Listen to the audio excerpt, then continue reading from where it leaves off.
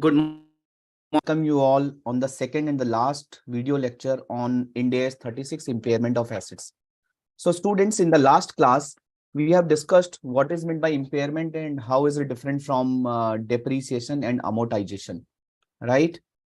So now, and of course, we have discussed that what is meant by impairment, what is meant by recoverable amount, what is meant by carrying value, what is meant by fair value less cost to sell, what is value in use, right? This standard is applicable on which items, this standard is not applicable on which items. So we have discussed the negative list, that it is applicable on impairment of every assets, and as the name suggests, it is on assets, right? Impairment of assets, not on the liabilities. Okay, so we have discussed all these aspects in the last class, and we have discussed how to calculate fair value less cost to sell, how to calculate value in use, and we have also discussed that in case of impairment, you have to, or management have to do the detailed impairment exercise only when the indicators are there. Okay, if the indicators are not there, then there is no then there is no use, or there is no requirement of estimating the recoverable value. And this recoverable value estimation is a cost and time consuming exercise. And that is why, so that no any hardship would be there to any management or to any company. And that is why the standard has given these kind of guidance, that if there is an indicator, then please go ahead and please do the impairment testing, right? Because those assets are also subject to depreciation, amortization. So the company is already, already charging the depreciation or amortization largely on these kind of assets like investment property, your intangible asset, your property, plant and equipment. But there are three exceptions where the amortization is not required. And yes, all these three are the intangible assets. First one is intangible asset with an indefinite useful life, intangible asset not yet available for use, and goodwill, of course, arises in business combination, right? So then we discuss the indicators of impairment. What is the internal indicator? What is the external indicator? And the meaning of recoverable value, of course, it is higher of fair value less cost to sell and value in use. And we have seen that if any of the value is higher than the carrying value, then estimation of other value is of course not required, right? For example, if you have an asset, you have a car, let's say, and the your carrying value of the car is 5 lakh rupees, and you know that due to the increased prices of the car, still the market value of your car is 6 lakh rupees. So there is no use, or there is no requirement to compute the recoverable value in use of that car, right? So we have done all this concept in the last class. So friends, today, as far as agenda is concerned, today we are going to discuss 4-5 important concepts, and I want you to write a lot of things today, right? So please be ready with your pen and paper, your notebook, so that you will not miss any concept, right? And in the last class, we have also discussed if there is a foreign currency future cash flows. I mean to say, if the asset, underlying asset, is there in the foreign territories, right? In that case, how to compute the value in use. So we have discussed that the first step is you have to estimate the cash flow in the foreign currency.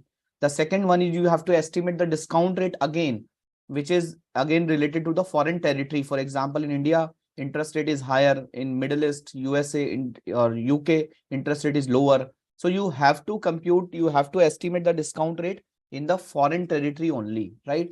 Then you have to compute value in use in the foreign currency. Since you are computing value in use as of today, and that is why you need to convert that value in use using the spot rate for the today, right? Using the today's spot rate, it will give you the value in use in Indian currency, right? So we have discussed all these aspects so far. Let me know if there is any challenge. And now I'll start the today's journey. And today I'm going to discuss, first I'll do one case study from Institute Study Material, comprehensive case study from the last class, right? Then I'll move to the concept of cash generating unit. So today we are going to discuss what is the group of assets in terms of impairment. So that is the first one. And then we will be talking about allocation of impairment loss on the group of assets, right? On the cash generating unit, allocation of impairment loss on cash generating unit. First, we will discuss meaning of cash generating unit. Then we will discuss allocation of impairment loss on cash generating unit. Then we will be discussing allocation of uh, corporate assets or impairment of corporate assets, right? We will discuss what is meant by corporate assets and how impairment loss is going to be allocated on the corporate assets. Then we are going to discuss about reversal of impairment loss. So these are the four bigger concepts which we are going to discuss today, right? I hope the context is clear to everyone. And once again, a very good morning to all of you. And I want you to, reciprocate this good morning so that I would be able to understand that you all are attending this session. The regular students who are watching this session live, I want their hi, hello, whatever, or good morning. Yeah. So I can see Rahul, I can see Radhika, Divya. Great. Yeah. Thanks, Amir. Yes, let's move on, guys. Let's discuss illustration number 3 from the Institute study material. This will revise all your concept which we had in the last class. Illustration number 3 from ICAI study material. Mars Limited gives the following estimate of cash flows relating to property, plant and equipment on 31st March 2004, right? So it is talking about 31st March 2004. The discount rate is given. So for computing value in use, two things are important. One is cash flow. The second one is discount rate, right? And we all have understood so far, right? Yeah. So coming to the years, of course, the discount rate is given and the cash flows are also given, right? And you have in the last class, we had a discussion that cash flow means, first of all, your cash flow should arises in the current condition. You should estimate the cash flow as per the current condition. Second, your cash flow includes inflows as well as outflows, right? And the last one is terminal cash flow also, which is your scrap value or residual value. So cash flow is given 4, 5, 5, 6, 6, 7, 7, 8, 8, 9. 5 years regular cash flow is given, right? This is your regular cash flow, which is given. And residual value is also given, which is your terminal cash flow, right? So these cash flow is given, regular and terminal. These are the cash flows which is given in the question. Property, plant and equipment was purchased on 1st April 2001 for rupees 20,000 lakhs. So it was purchased on 1st April 2001 and the reporting date is 31st March 2004 in this question. It means there is already 3 years which has already gone, right? It means you have to compute the carrying value, right? For impairment, the first step is you should be aware about what is the carrying value. Then you need to compute recoverable value. For recoverable value, you are required to compute fair value less cost to sell and value in use, right? So in this question, the life is also given, which is 8 years, right? So for computing depreciation, life is also important. Residual value estimated at the end of the 8 years is 500 lakhs. So your cost is given, your residual value is given, your life is given. If everything is given, then how to compute depreciation? Cost minus 20,000 minus 500 divided by 8. This will give you the per annum depreciation. As simple as that, right? This will give you the per annum depreciation. And since 3 years have already gone, so you can compute what is your 3 years accumulated depreciation. And by this, deducting the 3 years accumulated depreciation from 20,000 lakhs, you will be able to compute the carrying value, right? And fair value less cost to disposal is also given, which is 10,000 lakhs. So friends, if you will look at this question, by these 3 information, you can compute carrying value, right? One of the leg of recoverable value is given in the question. The second leg of recoverable value, which is value in use, is required to be computed, right? Your discount rate is given. Your cash flows are also given. You can compute the value in use also, right? So let's compute value in use. Let's compute carrying value and let's compute the revised depreciation also after allocation of impairment loss, right? I believe question is clear to all of you guys. Yeah. Okay. First of all, Let's compute the carrying value. Original cost on 1st April 2001 is 20,000 lakhs, and cost minus residual value divided by life, multiply by the life already expired. It will give you the depreciation. It will give the accumulated depreciation, right? This is your ACDEP, accumulated depreciation, which comes out at 7,313. So what is your carrying value? Your carrying value is 12,687. So the first step is computation of carrying value. The second step is computation of value in use. So there are 5-year cash flow is given, 4, 5, 5, 6, 6, 7, 7, 8, 8, 9, and residual value is also given, right? So friends, if discount rate is 15%, how to compute PV? For the first year, if you compute the PV by, let's say 1 by 1.15, it will give you the present value factor of 0.869. If you divide 0.869 by 1.15, it will give you 0.756. If you divide 0.756 divided by 1.15, it will give you 0.658. If you divide this by 1.15, it will give you 0.572, right? And you can see in this question, in the last year, you will have 1-year cash flow as well as 500 lakhs of terminal value. So in this question, in the last year, you will get 2,500 lakhs, right? So this is the years. These are the cash flows. This is the present value factor. And this is your value in use amount, present value of cash flows. So your value in use comes out at 9,510 lakhs. This is your value in use. Now, what is your fair value less cost to sell? It is given at 10,000 lakhs. Your fair value less cost to sell is given at 10,000 lakhs. Your value in use is 9,510 lakhs. Your fair value less cost to sell is 10,000 lakhs. So what is your recoverable value? Of course, higher of these two items is your recoverable value. So recoverable value will be 10,000 lakhs. Now, what is your carrying value? Your carrying value is 12,687 and recoverable value is 10,000. It means what is your impairment? Carrying amount minus recoverable amount. So your impairment loss is 2,687 lakhs. Friends, let me know if you have any doubt so far. Please let me know if you have any doubt so far. Are we all good so far? Yeah? Are we all good so far? Or do we have any doubt?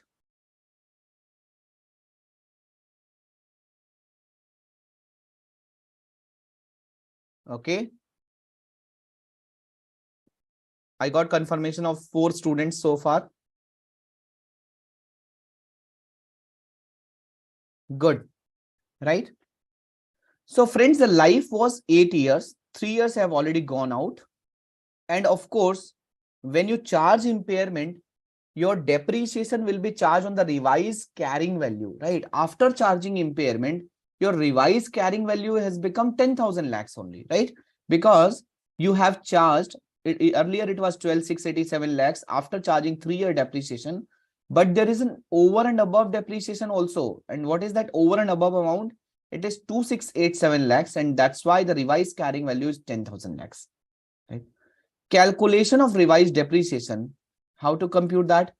The remaining life is 5 years. Residual value is still 500 lakhs, guys. The residual value is at the end of the year. So if the revised carrying value is 10,000 lakhs, right? So it is a carrying value. Revised carrying value is 10,000 lakhs. Minus, you will get 500 at the end of the life. So 10,000 minus 500 divided by 5. Why divide by 5? Because 5 is your remaining years, remaining number of life, right? 500 is something which you will receive from this asset at the end of the life. 10,000, what is 10,000? This is in the books of accounts. What is the today's carrying value, right? After charging depreciation and after charging impairment losses. So this will give you 1,900 lakhs of revised depreciation, which is going to be charged in the next years. Sir, what will happen if in the next year again there will be an impairment? In that case, again, you need to compute the revised carrying value, and that revised carrying value will be depreciated over the next 4 years, right? Is it clear?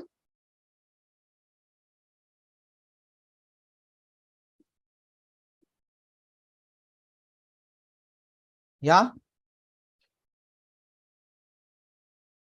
I hope this case study is clear to all of you. We have seen how to compute carrying value, then how to compute value in use, then how to compute recoverable value.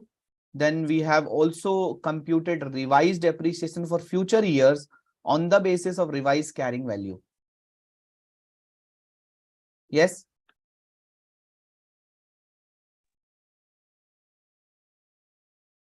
Okay, let's move on. So friends, this part we have already discussed. Carrying amount minus recoverable value is impairment losses. And what are the key points we have discussed so far, or we should be well aware of?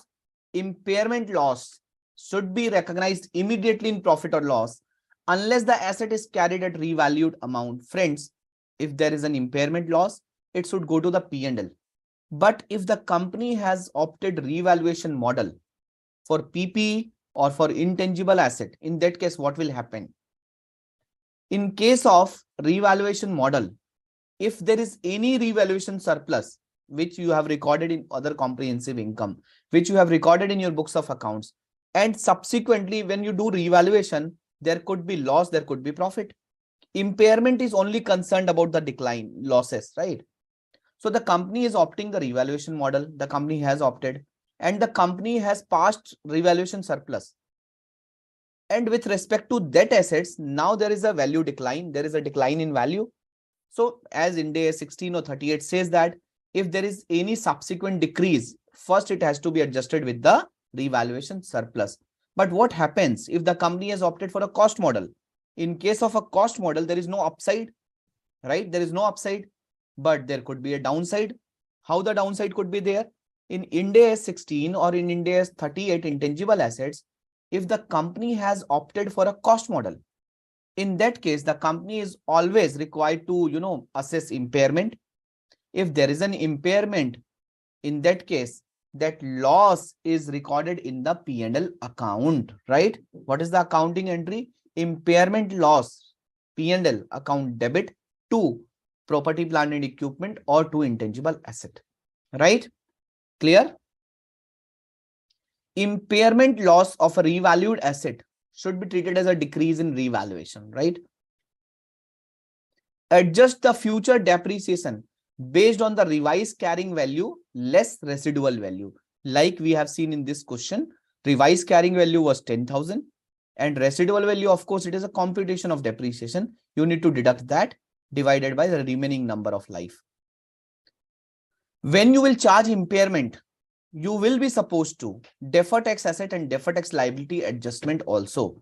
Defer tax asset and defer tax liability are determined in accordance with Ind AS 12. What is Ind AS 12? Have you already taken class on Ind AS 12? Whether Ind AS 12 has been done?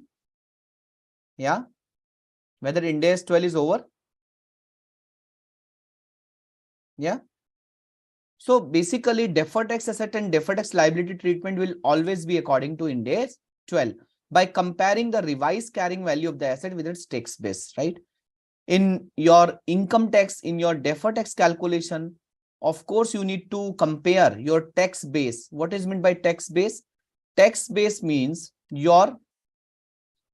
if you will compute the carrying value as per the tax provisions, what would be the carrying value as per the tax, right?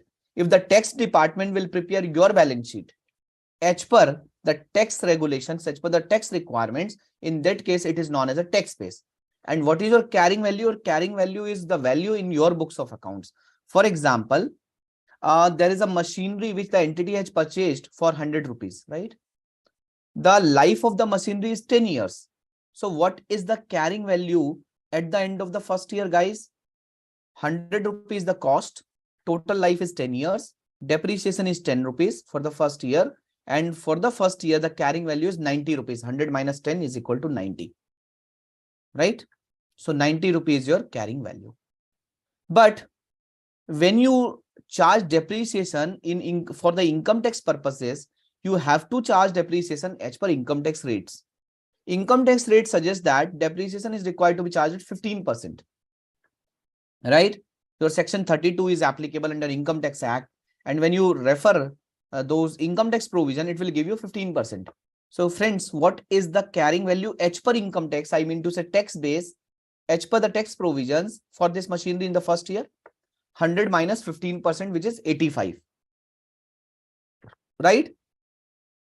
So your tax base is 85 in this case. Your book base means your carrying value as per books is 90. So there is a difference. Your tax base is lower than your book base, right? It means you will create a deferred tax liability, right?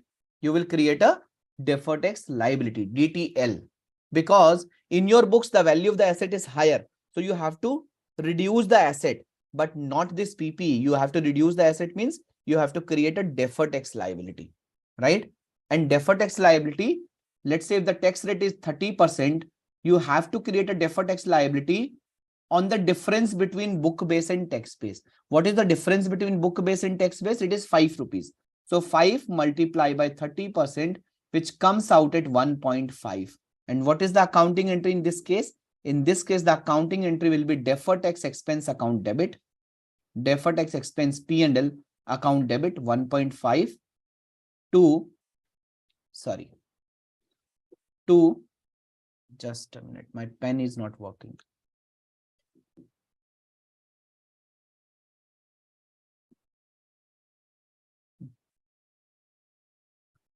To deferred tax liability account by 1.5, right? This is the accounting entry. Clear? Is it clear? So this is the treatment of deferred tax, right? So quickly, we will discuss one case study on deferred tax also. It's a very small case study, right? If you guys have not covered Ind AS 12, then of course you need to understand this case study. If you guys would have already covered Ind AS 12, then this case study is nothing for you guys, right? It's a very small concept of Ind AS 12. Let's discuss this concept as well. But I believe you have understood the concept of tax base and book base, which you are also dealing in your Article C period as well, right? Because in the tax provision, the value of the asset or liability may be different in comparison to the book values, right, guys? Clear? Is it clear? Okay. So Mercury Limited has an identifiable asset with a carrying amount of rupees 1000. Okay. Mercury Limited has identifiable asset with a carrying amount of rupees 1000, means this is the book base. Book base means the value as per books of accounts. Its recoverable amount is rupees 650, right? And the recoverable amount is 650. The tax rate is 30% and the tax base of the asset is 800. So friends, if you will look at this case study, what is given here? The carrying amount is given here, which is nothing. It's a book base. The book base is given here. And what is the book base? It is 1000 rupees. And your tax base is also given. Tax base means your value as per the tax, right? It is also given 800. And why these values are different? Probably your depreciation rates are different in your Companies Act as well as Income Tax Act, right? And this you must have seen practically also if you are doing articleship. So this is 1000, this is 800. Understood? So there is a difference of 200. And since in the books, your value of the asset is higher. In the tax, your value of the asset is lower. It means you have to pass an adjustment in the books of accounts to remove this mismatch in the tax base and book base, right? So what is the difference? The difference between book base and tax base is 200, right? But on this 200, whether you have to create deferred tax asset or deferred tax liability.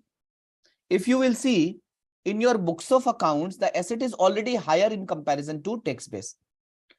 And friends, you are passing your accounting entries, you are maintaining your books of accounts, you are passing your accounting entry in your books of accounts only, right? So you can pass the adjustment only in your books of accounts, okay? Your asset in books is already higher than your asset in comparison to tax. If you have to pass an adjustment and you have to remove this mismatch between tax and books, what you will do? You will create a liability. You will create a negative asset. Negative asset means liability. But which negative asset you will create? Of course, you are removing the gap between book and tax. So you will create a negative asset of tax. And what is this negative asset of tax? Means you will create a liability. Negative asset means liability. Negative profit means loss. Negative liability means asset. Negative loss means profit, right? So you have to create a liability. Why? Because your books of account balances are higher than your tax account balances. So in this case, you will create a liability, right? But liability at what value? If it is 200, you have to create a liability of tax of 30%, right? Of 30%. Clear? You have to create a liability of tax of 30%, right? Which comes out at 60. So what accounting entry would have passed in this case? Deferred tax expense account debit 60 rupees to deferred tax liability 60 rupees to deferred tax liability 6 DTL. Okay. Is it clear? It would be more clear when you will have a class on Ind AS 12, because from the perspective of Ind AS 12, it's a very small concept, right? But of course, I need to tell you from the impairment perspective, and that is why I'm taking this case study here. So recoverable amount is 650. Friends, in this case, income tax does not know about any impairment. Income tax says that, see, I will only give you the benefit of depreciation as per my rates. That's all. You are saying that your recoverable value is lower, your market value is lower. I don't have to do anything with these market values and everything, right? So these impairment are notional thing, which can be reversed in future also. So income tax does not allow any impairment. Income tax says that, see boss, I will give you the benefit of depreciation and I will give you the benefit of losses also if it will actually happen. But these impairment losses are not actual losses. These impairment losses are kind of artificial losses, which may reverse in future as well when the value will go up, right? So friends, if you will look at this case study, earlier this carrying value is 1000, its recoverable value is 650. What does it mean? It means you have to charge an impairment loss of 350. So in this case, your book base, after charging impairment loss, your book base will become 650. Am I right? Your revised carrying value will become 650. Why? Because you have charged an impairment loss. Okay. You are charging an impairment loss. Are you clear, friends, or not? In your books of accounts, since recoverable value is lower, so you will charge an impairment loss. And when you will charge an impairment loss, what accounting entry will pass? Impairment loss account debit to asset account. Your book base will become 650. Clear or not clear? But whether your tax base will change, whether your value as per tax will change, answer is no, because tax doesn't take care of any artificial losses. Tax says that, see boss, in this case, you know, I will only allow you losses when it will actually incur. Otherwise, no. Yeah, is it right? Yeah. Okay. But friends, now in this case, what is your revised gap? Your revised gap become 150. But in this case, your book value become lower in comparison to your tax value. It means to remove this mismatch, what you need to create? You need to create a deferred tax asset in your books of accounts. Why? Because your value in the books become lower in comparison to taxes, right? So what accounting entry you need to pass? You need to pass an accounting entry of 150 multiplied by 30%, which is 45. And what accounting entry you need to pass? Deferred tax asset account debit. You need to create an asset of 45. To deferred tax expense 45. To deferred tax expense 45. But friends, whether this accounting entry is okay, if you will see in your books of accounts, already there is a liability standing as a deferred tax liability of 60. And these are the balance sheet balances. You want a deferred tax asset of 45. Now your revised values are 650 and 800. So you want a 45 rupees of asset balance. So if you have a liability balance of 60 and you want an asset balance of 45, it means you have to increase your asset by how much? You have to create your asset. First, you have to create asset by 45 and you have to reverse the liability by 60 also. It means you have to create deferred tax asset by 45 plus 60 so that this deferred tax liability balance will knock off, right? And you have to credit a deferred tax expense by 45 plus 60, which is 105. See, now look at the solution. Identifiable asset before impairment loss, the carrying value was 1000, right? Your tax base was 800. Now your temporary difference is 200 and your deferred tax liability is 60. Now this impairment loss happens. After this impairment loss, your revised carrying value becomes 650. Your revised tax base become 800 and your revised difference become 150. And now you need an asset of 45. There is a liability of 60. You need an asset of 45. It means on this 350, you have created a deferred tax income of 105. The difference between, you can look at the difference between this DTL and DTA, right? One is positive sign, one is negative sign. It means this 105 of income has been created because of this impairment loss of 350. Right? Is it clear, guys?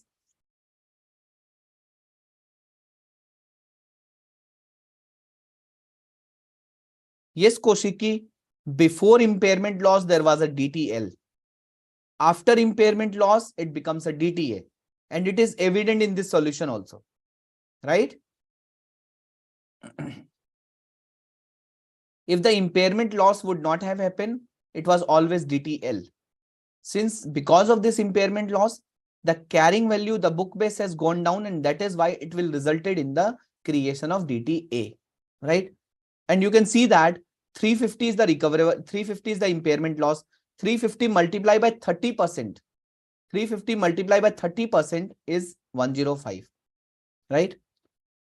Koshiki, please don't bring 105 here, right? Let's focus on Ind AS 36 only.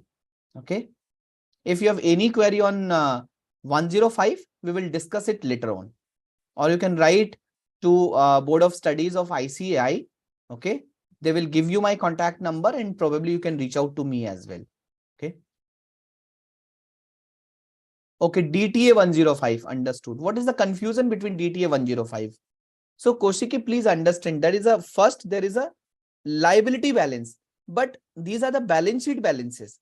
Now you need an asset, right?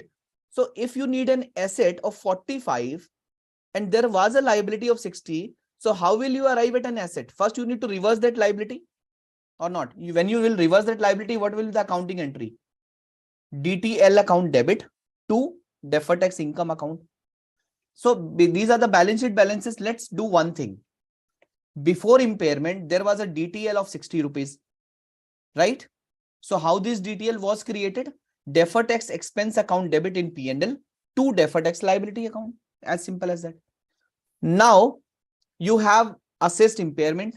When you assess impairment, you find that there was an impairment loss of 350. Now the revised carrying value will become 650. But your tax base will not change because income tax does not allow any impairment.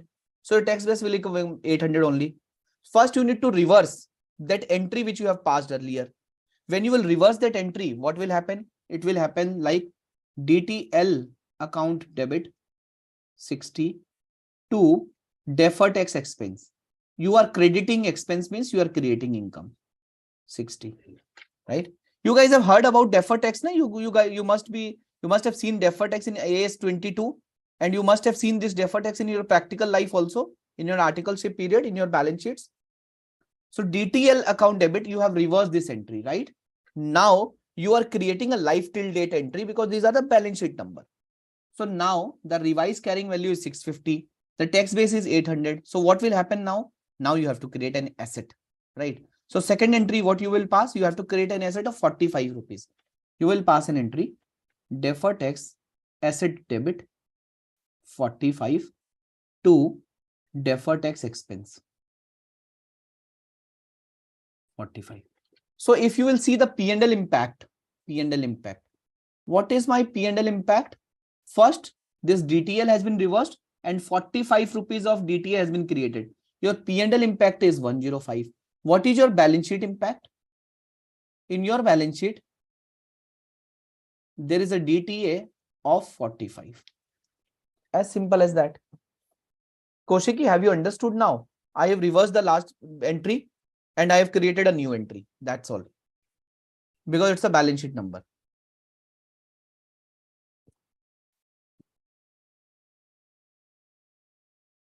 Is it clear now, guys, or not clear? You will have a at length discussion on Ind AS 12. Don't worry. There will be a separate session on Ind AS 12 also, right? Where you will be able to understand text base, book base. Okay, now let's discuss concept of cash generating unit.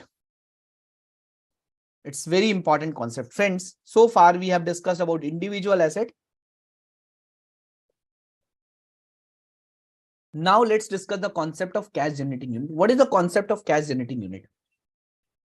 First of all, standard says that you need to determine the recoverable amount for the individual asset, right? For example, in a company, there are 5 assets, there are 5 buildings, right? So every building has its own recoverable value. I mean to say fair value less cost to sell, value in use. So in case of these buildings, one can estimate the recoverable value of these assets, right? Individually. Okay, fair enough. If the individual assets recoverable value is identifiable, for example, fair value less cost to sell and value in use, in that case, the life has become simple.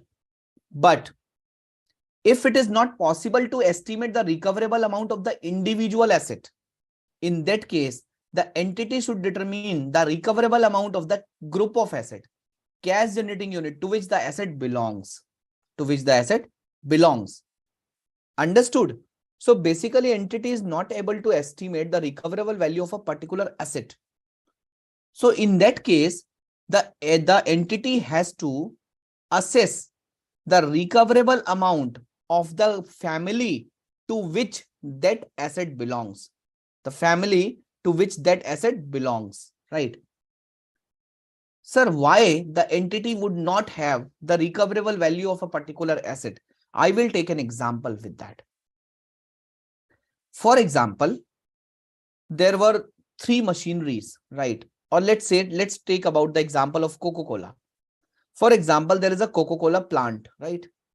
And in Coca-Cola plant, there were 4 machineries, right? One machinery is manufacturing bottle, right? So one machinery is manufacturing bottle from the glass. Then the second machinery is manufacturing the solution or manufacturing the drink, right? The third machinery is putting the drink into the bottle. The fourth machinery is manufacturing cap and putting the cap on that bottle, right? Now, friends, these all four machineries is able to generate cash flows, right? Can I say the fourth machine alone can generate cash flow? Can I say the fourth machinery alone can generate a cash flow? Can I say that? Yeah. Can I say that the fourth machinery alone can generate cash flow? Answer is no. Can I say that the third machinery alone, which is putting the drink into the bottle, is generating a cash flow independently? Answer is no. Why I'm talking about cash flow? Because your value in use is depending on the cash flow. Your value in use is depending on the cash flow, right? So friends, if individual assets recoverable value is not available, then you have to go to the group of asset, which is cash generating unit to which the asset belongs, right? It means you have to do the impairment testing. You have to compute the recoverable value for the entire group of assets on which that asset belongs, right? So in this case, if you have to do the impairment testing of the machine 4, And of course, value in use, it is not possible to compute value in use, right, for that individual machinery. Why? Because that individual machinery is not able to generate cash flow independently. Standard says that if individual assets recoverable value cannot be determined, then you have to determine the recoverable value for the group of assets.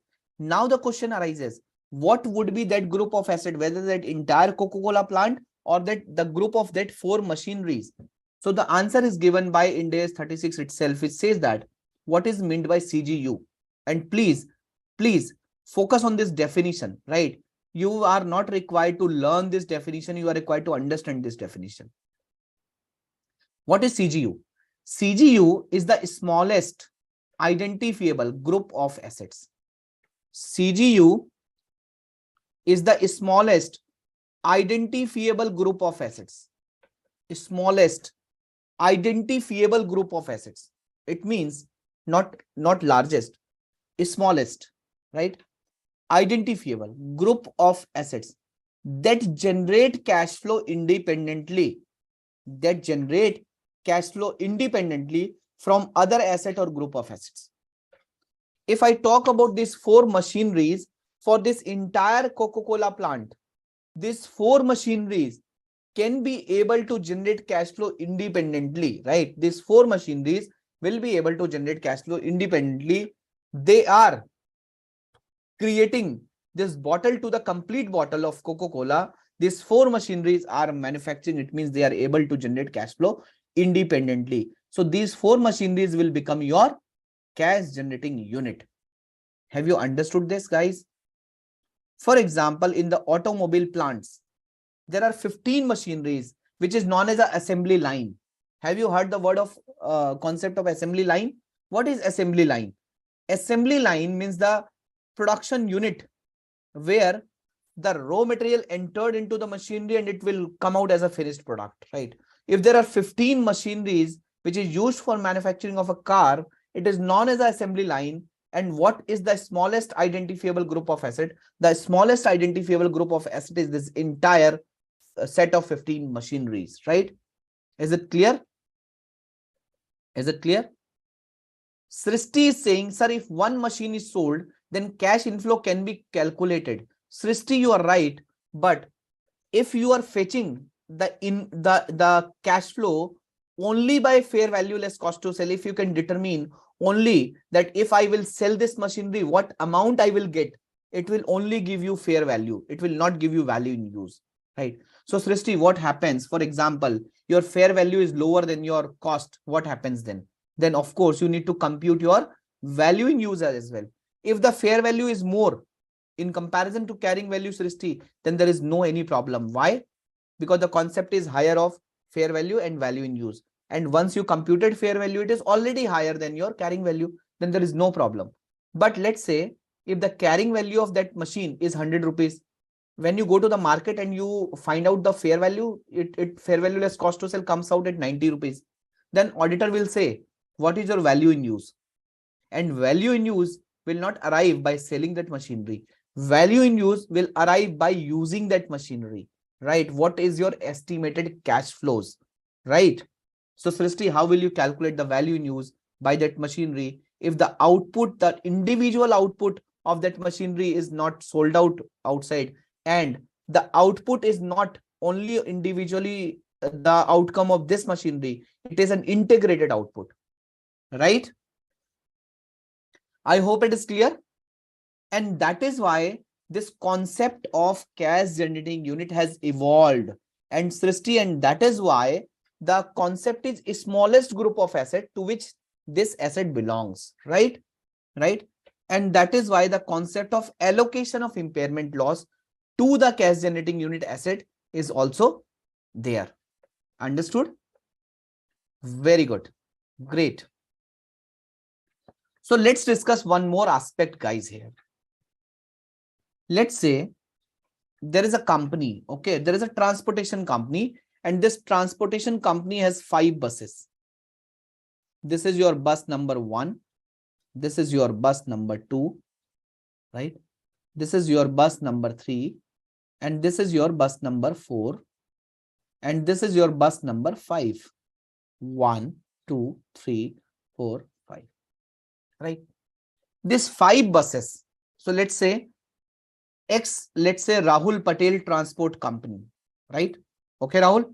So there is a Rahul Patel Transport Company is there, and Rahul Patel Transport Company is having a 5 buses. These 5 buses are operating in 5 different routes. Right? If I take an example of Delhi, let's say the bus number 1 is going in North Delhi, 2 is South Delhi, 3 is West Delhi, 4 is East Delhi, and 5 is Central Delhi. Right? So let's say the Delhi Transport Corporation, while inviting the tender, Delhi Transport Corporation is saying that, boss, if you want to operate your buses in Delhi, you have to. So let's say this route number 1, okay, the bus which is going in route number 1, it is a profit making route, right? The route number 2 is again a profit making route. The route number 3 is again a profit making route, right? The route number 4 and route number 5 is a loss making routes. But the government or the Delhi Transport Corporation is saying that, boss, I will allow you to operate in these 3 routes only if you will operate in this 4th and 5th route also, right? Okay. So we will not allow you in operating in route number 1, 2, and 3 only. You have to give your services in route number 4 and 5, and then only we will award this tender to operate in these routes to you, to your company, right? So friends, tell me, in this case, if a transport company has got a tender, right, in this manner where they have to operate in 5 routes put together, right, they cannot skip any routes, right? So can you say that, no, these 2 routes are loss making routes only, and these 3 routes are profit making routes, and that is why I will test the impairment, I will check the impairment in for these 2 routes assets only, right? So in this case, tell me, of course, when these are 5 routes, 5 buses are different buses, right? 5 buses are driven by the different drivers. Of course, one driver cannot operate buses at a single point in time. One driver cannot operate more than one bus.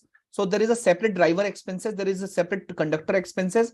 There is a separate income because the ticket has been sold on these particular routes as well. There is a separate buses which is running on these routes. So everything is separate. Cash flows are separate. Asset is separate. Everything is separate.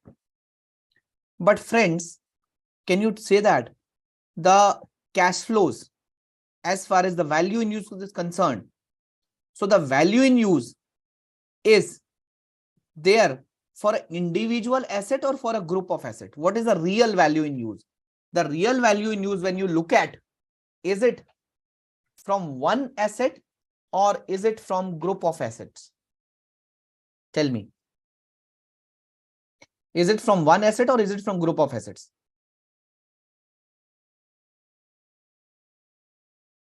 Yeah. So in this case, the complete Patel business, assuming that they have 5 buses and they got this tender only in this route. So in this case, we cannot say that every route is independently generating the cash flow. Why?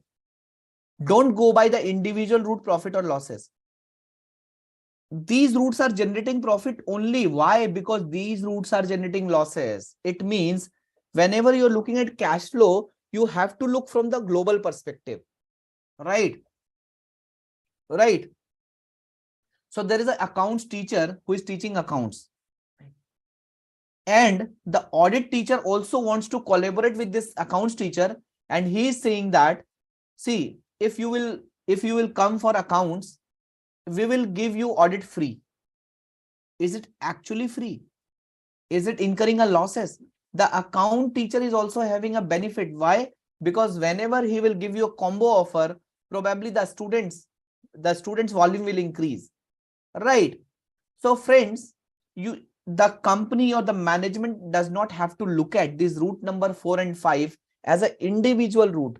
They have to assess the value in use. They have to assess the impairment from the global perspective, from the entire company perspective. And hence, these 5 buses put together, these 5 routes put together, the business put together is considered as a cash generating unit. Although Srishti and Koshiki, although Manini, although Rahul, the fair value less cost to sell for each buses can be identified separately, right? The fair value less cost to sell can be identified separately. But as far as value in use, which is calculated by using the asset, it has to put together all these 5 routes, right? So it is a concept of cash generating unit. A bus company provides services under contract with a municipality that requires minimum service on each of 7 separate routes. Asset devoted to each route and the cash flows from each route can be identified separately, as I have told you.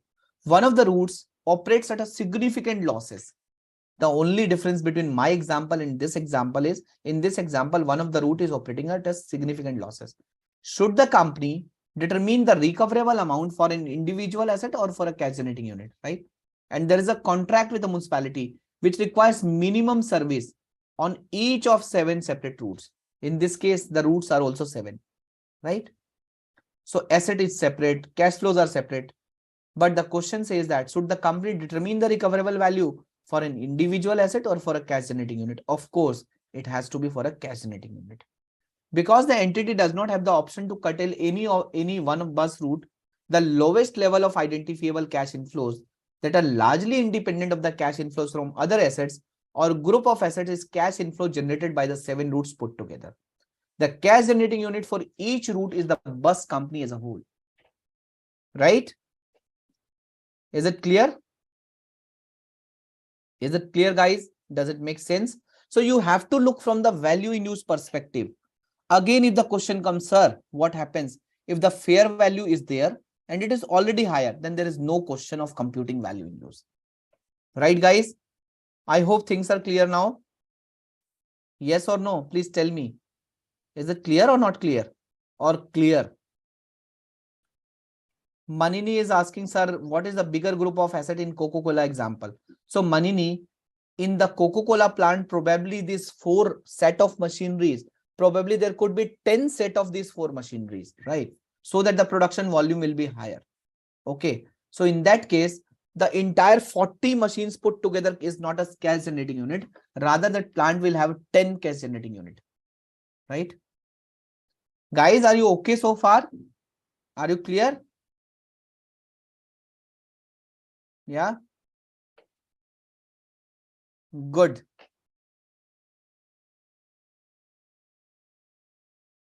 Yes. Now, what are the factors to be considered in identification for a cash generating unit? Ability to generate independent cash inflow from other assets, right? Ability to generate. So basically, if an active market exists for the output produced by a group of assets, that group of assets should be identified as a cash generating unit, even if some or all of the output is used internally. For example, friends, for example, in my articleship period, I went to Jindal Steel and Power Limited for auditing the financials of Jindal Steel and Power Limited. And I'm talking about 15 years ago. When I went there, I have seen that they were having a sinter plant, right? So it is the name of the plant. So basically, they were having a cement plant also, right? So friends, standard says that if there are some group of assets which are manufacturing something, right? Which are manufacturing something, okay? For example, there is a Nestle. Nestle is manufacturing Maggie, okay? And Nestle, what Nestle have done, they have installed a corrugated box plant because they need a cartons for putting the Maggies, to supply the Maggies. They need a carton, right? So boxes. Because the Nestle, the Maggie is one of the largest selling product of Nestle, and they have a big volume and big profit from Maggie. So what they did, they have already, they installed a corrugated boxes plant, right? So that there is a economies of scale, right? And they will not incur a huge cost in terms of getting these boxes from outside. So they have installed their own corrugated boxes plant. Now what happened? This corrugated boxes plant is manufacturing boxes entirely for Nestle, entirely for Maggie. and they are supplying to they are supplying internally for storing the Maggies in those boxes. There is no outside sale, right? Friends, these are the cartons, these are the boxes which can be used anywhere, right? These are sellable in the market as well, right? So standard says that if there is a group of assets which are generating cash flows, or there is an individual asset which is generally which is generating, sorry, there is an individual asset or group of assets which is creating some product or creating some output, and that output is used entirely internally, that output is entirely used internally, it does not mean that it is not generating cash flows. But you have to check one condition only. What is that one condition? If the output is sellable in the market, although the company is not selling the output, the company is not selling these boxes, but these boxes are sellable in the market. So in this case, we can say that this cash generating unit or this asset is generating cash flow independently. Have you understood? Probably this entire output is used internally, but if this company don't want to use internal output, right, even they can sell this output to the market as well. So in this case, we can say that yes, the group of asset is generating cash flow independently. Have you understood this thing? Yeah. Second, for identification of cash generating unit, it is again important that how management makes a decision about continuing or disposing of assets or operations. How management makes a decisions about continuing or disposing of assets or operations. Right. So how management monitors operations such as by product line, business, individual location, district or regional areas. Again, it is very important. So it is more like a segment reporting also, right? So basically, what is your cash generating unit? It is again important to look at from the management perspective as well. How management is making a decision about continuing or disposing the assets or operations, right? For example, management can say that we are assessing our performance by the product lines. We are assessing our performance by the businesses, by the locations, right? So the first one, ability to generate cash flows. I'm not talking about generating cash flow. I'm talking about ability to generate cash flow. The second one is the management decision about how to identify the segments or cash generating units. It is important, right? It is clear. So this is more of a theoretical part. Clear? Consistency. It says that whatever cash generating unit you are identifying, it is consistent from one period to another, right? It is consistent from one period to another. Is it clear? So carrying amount of a CGU should be determined on a basis consistent with the way the recoverable amount of the CGU is determined, right? So it's again a theoretical part. So leave that. Yes. Now, next very important concept, impairment testing. Friends, you remember, I have told you that you need to do the impairment testing for individual asset only when the indicators are there. But three assets, which were the three assets? Three intangible assets. First, indefinite life. Second, not yet available for use. Third, goodwill. If there are three assets, in this case, the company is not required to wait for indicators, to check for indicators. The company has to assess impairment losses. The company has to estimate recoverable amount, right? And the company has to do the impairment testing at least on an annual basis. You remember that part? For these three exception assets, even though indicators are there or indicators are not there, the company is still required to check the impairment losses, right? The company is still required to do the impairment testing, right? So likewise, if there is a cash generating unit, for example, first of all, let me give an example, right? How it happens. Friends, for example, a company has acquired, let's say Sun Pharma has acquired Renbexi. Okay, though both are into the medicine, both are into the pharma business. Sun Pharma has acquired Renbexi just because of formula of generic medicine. Let's say Sun Pharma is not manufacturing generic medicine, but Renbexi is manufacturing generic medicine. And just to acquire the formula of Renbexi, Sun Pharma acquires Renbexi. Right? Now what happened? Sun Pharma has its own cash generating unit, right? Which they have identified as a segment, as a cash generating unit. Now, Sun Pharma has paid a premium for the acquisition of Renbexi. So what is that premium? This is nothing. It's a goodwill. It's a intangible asset. It's a goodwill. And this goodwill has to be allocated between all the cash generating unit because of the acquisition of Renbexi, Sun Pharma will have a synergy in the business, right? Because they got the formula and they will be able to increase the sales. They will be able to increase the production of all their units, right? So in this case, standard says that this goodwill needs to be allocated in every cash generating unit on a consistent basis or on a systematic basis, right? Whatever cash generating unit will get benefited out of that goodwill, out of that acquisition, that goodwill has to be allocated on that cash generating unit. Now, friends, if these cash generating unit is having a goodwill, then what to do with the impairment testing frequency and timing of this cash generating unit? Because this cash generating unit is having an exceptional asset and it is having normal asset also. If I go by asset, for normal asset, what is the criteria? For a normal asset, criteria is you have to do the impairment testing only when there is an indicator. If in the 3 or 4 years there was no indicator, there is no requirement to check impairment testing.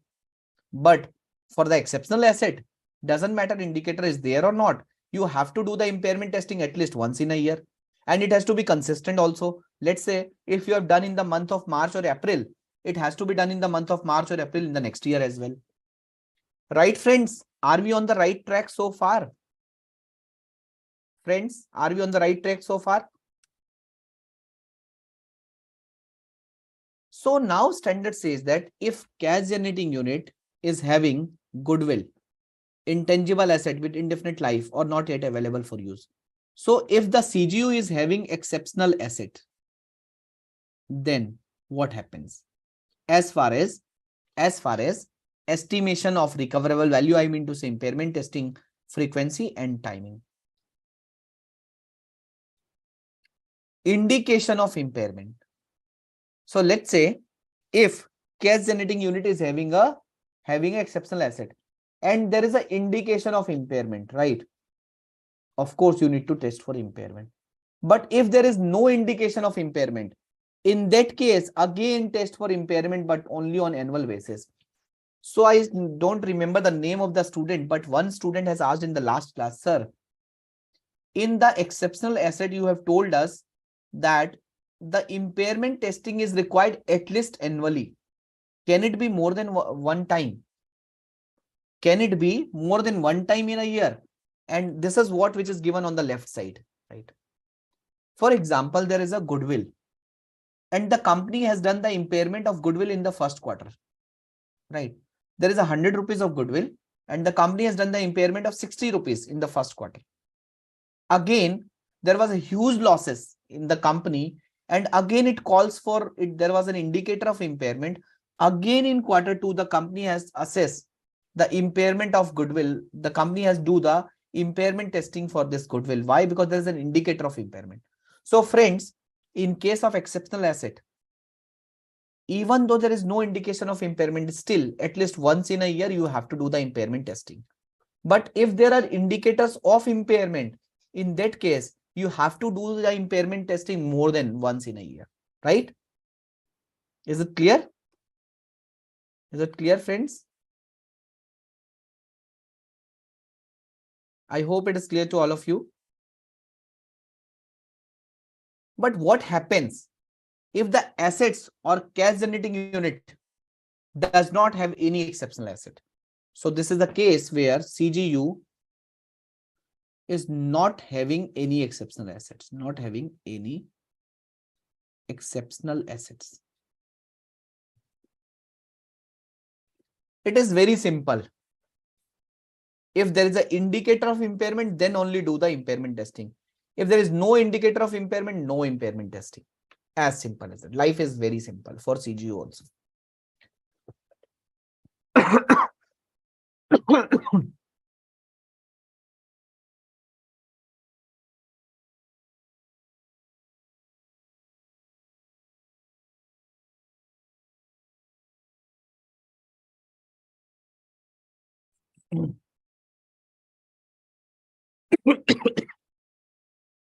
Is it clear?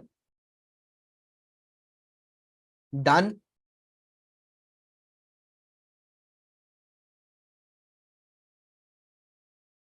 So what are the other key points? Annual impairment testing for a CGU to which goodwill has been allocated may be performed any time during an annual period. I've told you that for exceptional assets or CGU with exceptional asset, the impairment testing, because it is mandatory impairment testing, it can be done anytime during the annual period, but it should be consistent, right? It should be performed at the same time every year, right? If there are three different units, three different CGU, so can we do the impairment testing of this different CGU at different time period? Answer is yes, but the consistency should be there in frequency. For example, CGU1 has been impaired in Q1. Then the CGU1 has to be tested for impairment in Q1 only in the next year, right? For example, CGU2 has been tested for impairment in Q2. It has to be tested for impairment in Q2 only in the next year as well, right? Clear? For doing the impairment calculation, right? For doing the impairment exercise, for calculating the value in use for a cash generating unit, the recent calculation should be made in a preceding period can be used. For example, last year you have made a estimated cash flow forecast, right? And last year you have checked that there was no impairment because your value in use is much higher than your carrying value, right? So you have estimated that there are no impairment. But since it is an exceptional asset, again, for this entire CGU, again, you have to do this impairment testing once again in this year. So standard says that if you have done this impairment exercise in the last year and your recoverable value is higher than the carrying value, is the difference between your recoverable value and your carrying value is substantially high, right? Means your recoverable value is substantially high in comparison to your carrying value, right?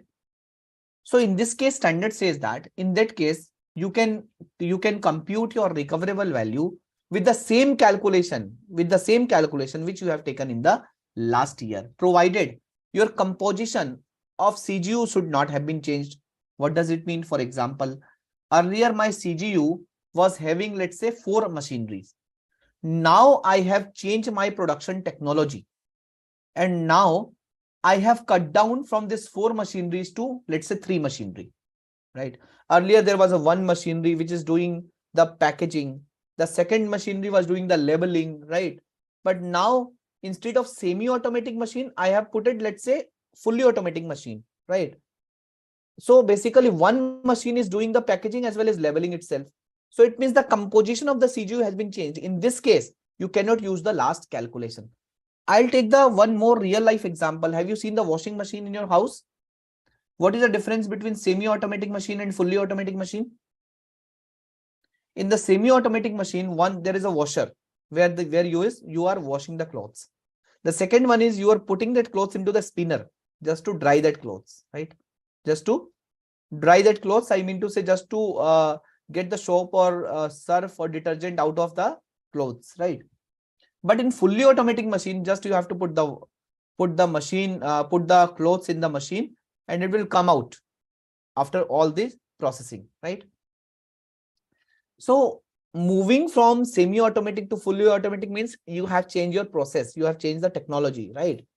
So friends, if the composition of the CGU has not been used, the earlier calculation, the recent calculation is also given have also given you the result where the recoverable value is substantially high in comparison to the carrying value.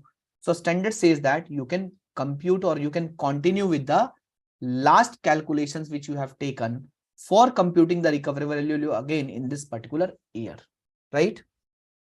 Is it clear? Friends, please tell me if you have any issues, any points here, please tell me. Please tell me if everything is clear to you guys or not. Is it clear to you guys? Yes or no?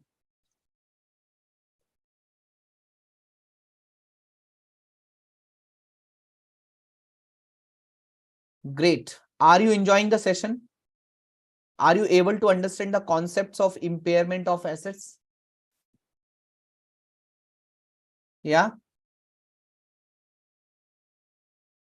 Koshiki, Srishti, Manini, Rahul, Radhika,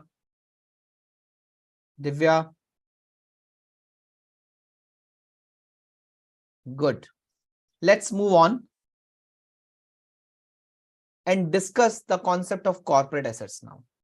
So friends, we discussed the concept of cash generating unit, and I've shown you this bus company example. You remember Rahul Patel Transport Company? Yeah. Then we have discussed the cash generating unit where exceptional assets are there, the cash generating unit where exceptional assets are not there, right? Then we have discussed some key points of cash generating units.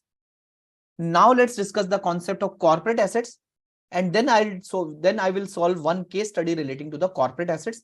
Then I'll move to the allocation of impairment losses in case of CGU also, right? Okay. Then we will perform some practical case studies from ICI study material. What is meant by corporate assets? Friends, tell me. When you went to the client for the audit, you must have seen that there are cost center as well as there are profit center, right? One, there is a building which is head office.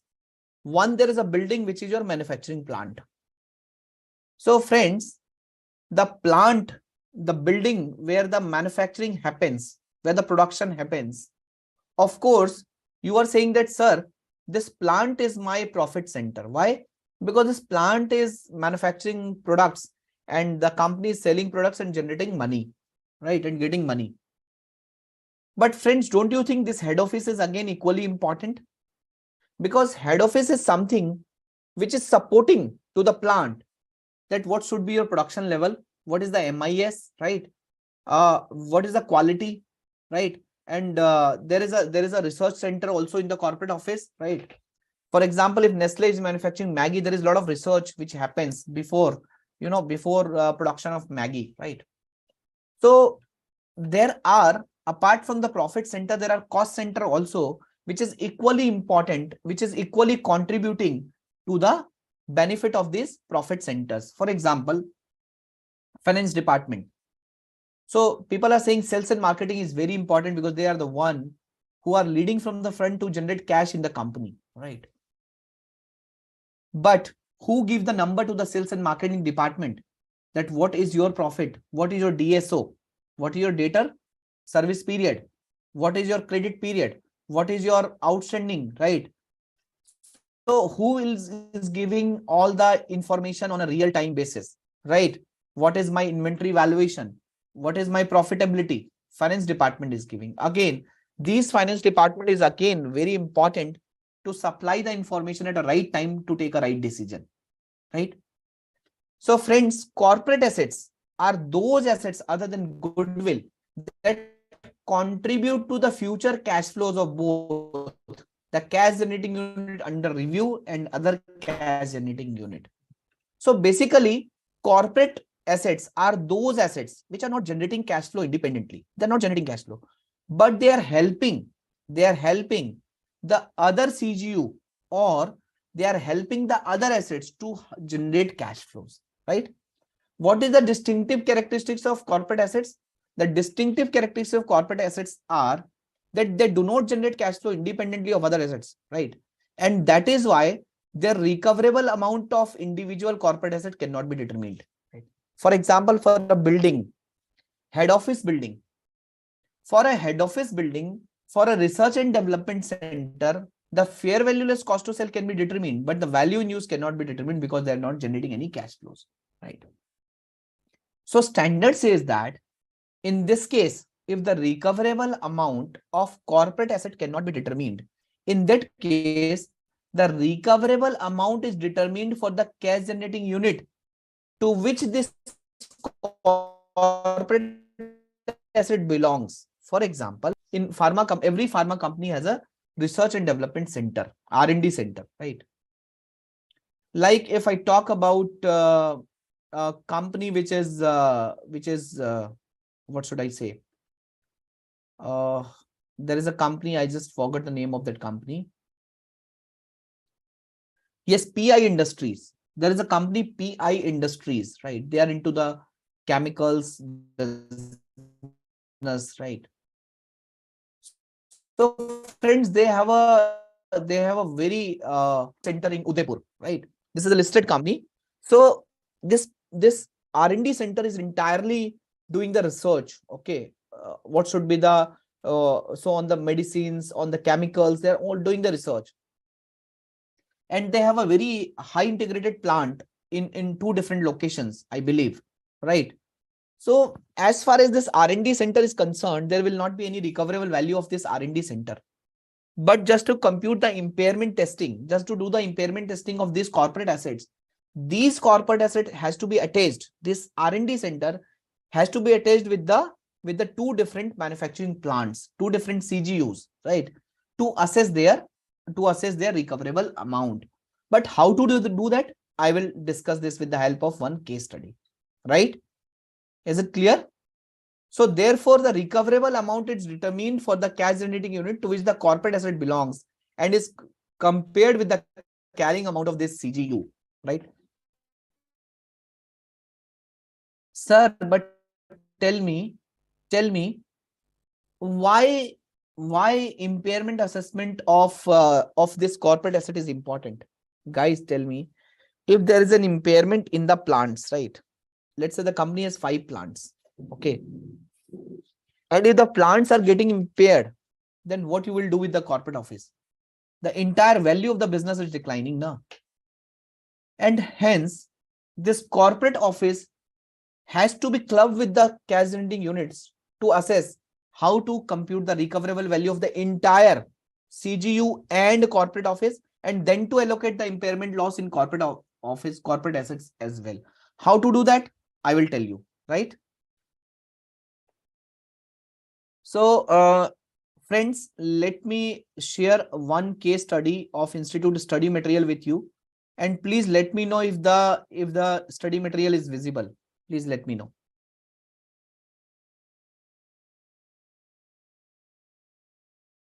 Is it visible, guys? I have opened the institute study material, ICI study material. Is it visible?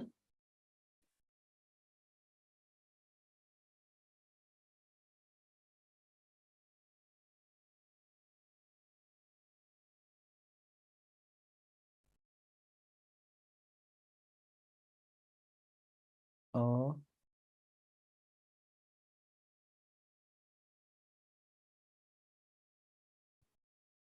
yes.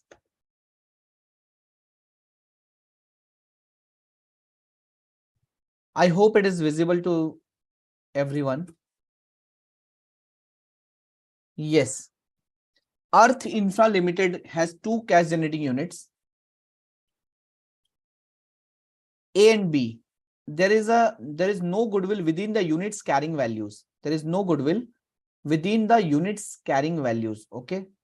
So 2 CGU is there, A and B, and there is no goodwill. Okay. The carrying value of the CGU are CGU A for 20 million and CGU B for 30 million. 20 million for CGU A and 30 million for CGU B. The company has an office building which it is using as an office headquarter and has not been included in the above values and can be allocated to the units on the basis of their carrying values. So apart from CGU A, which is having a carrying value of 20 million, CGU B, which is having a carrying value of 30 million, the company has an office building also, which it is using as an office head office, which is it is using as a head office. And this has not been included in the above values, and it can be allocated sorry, to the units on the basis of their carrying values, right? So basically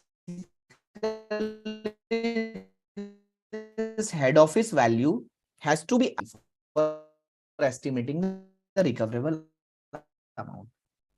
The office building has a carrying value of 10 million. And what is the value of the office building? 10 million.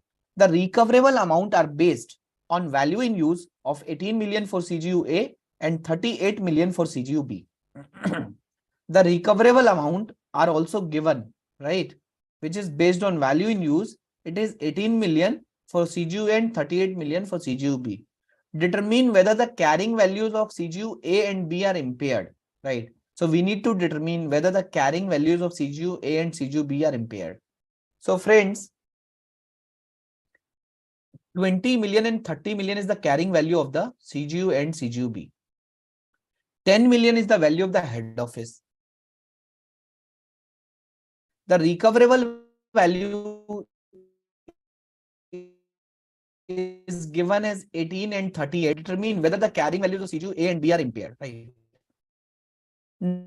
Now, what we need to do first, we need to do the allocation of corporate asset into the CGU, right? Whenever there is a corporate asset, please write down. Whenever there is a corporate asset, you have to follow 5 steps. What are the 5 steps? Allocate corporate asset in the ratio of cash generating units to which they belong. Right? First step, allocate the corporate asset in the ratio of cash generating unit. Second step, calculate carrying value of CGU after including corporate asset value. After including corporate asset value. Third step, compare the total carrying value. What is total carrying value? First step, carrying value of, so basically carrying value of CGU plus allocated carrying value of corporate assets, right? So compare the total carrying value with the recoverable value, right? Step number 4, calculate impairment loss if any. Step number 5, allocate impairment loss in CGU and corporate asset in the ratio of their carrying value. Sir, kuch nahi samajh mein aaya. Don't worry. Let's discuss this case study. Let's see the solution of this case study in the Excel file. Please let me know if my Excel file is visible, friends. Is it visible? I hope it is visible to all of you. Yes.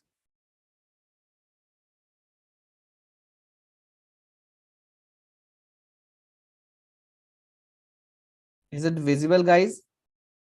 Step number 1, allocate corporate asset in the ratio of CGU. Right? Step number 2, calculate carrying value of CGU after including corporate asset value. Step number 3, compare the total carrying value, which is your step number 2 value, with recoverable value. Step number 4, calculate impairment loss if any. Step number 5, allocate impairment loss in CGU and corporate asset in the ratio of their carrying value. So this is which is requirement of the standard, right? Now, friends, what is given in the standard? Sorry, not what is given in the question. Value of corporate asset is given. The carrying value of CGU A and B is given. The recoverable value of CGU A and B is given. These are the information which is given in the question. That's all, right? Now let's discuss one by one. All the steps we will cover one by one.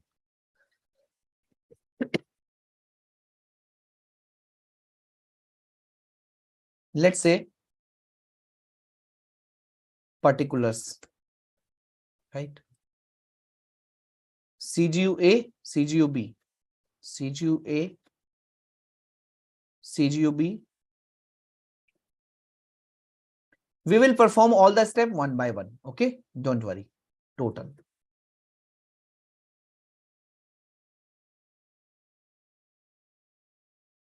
I hope you have understood what is the information which is given in the question. I don't think there is any problem with the information. What is the first step?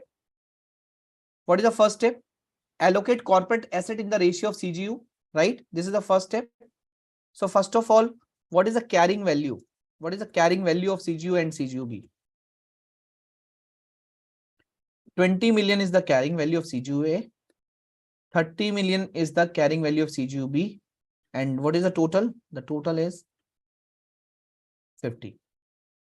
Now, what is step number 1? What is step 1? Allocate corporate asset in the ratio of CGU. What is the total corporate asset? Corporate asset allocation. What is the total corporate asset? 10. This 10 has to be allocated in the ratio of A and B. So 10 multiply by 20 divide by 50. 4. Again 10 multiply by 30 divide by 50. 6. This is your total corporate asset allocation, right? Now what is the second step? Guys, what is the second step? What is your second step, guys? Please tell me. The second step is given in the question. What is your second step? Carrying value of CGU after incorporating corporate asset. Step 2. Carrying value of CGU after corporate asset.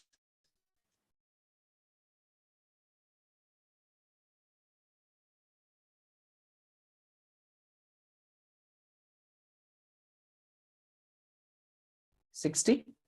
This is my carrying value of CGU after corporate asset. Yeah. Is it clear so far? Is it clear so far? Any doubt here? What is your third step? Step 3. Compare the total carrying value with recoverable amount. Compare the total carrying value with recoverable amount. What is the recoverable amount? The recoverable amount which is given in the question, 18 million for CGU A, 38 million for CGU B. 18 for CGU A, 30 for CGU B. What is the total? The total is, let's say, 56. Friends, let's compare now, and please let me know after comparing this, is there any impairment loss? After comparing this, is there any impairment loss?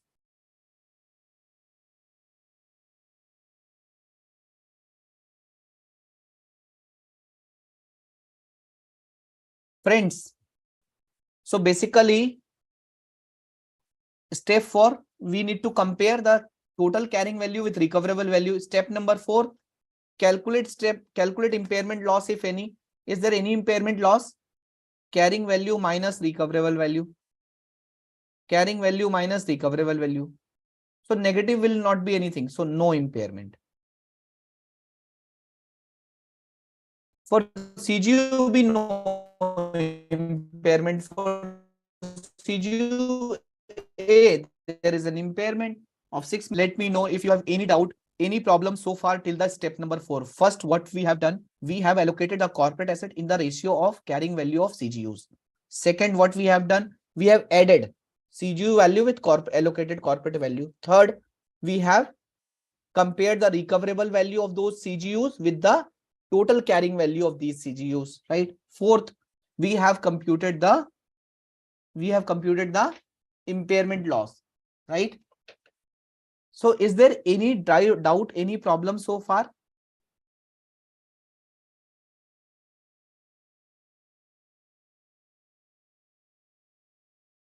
Yeah. Is it clear? Okay. Okay. Now step number 5. What is my step number 5? What is my step number 5? Friends, what is my step number 5? Step 5. Allocation of impairment loss. Right? So step number 5 says that allocate impairment loss in CGU and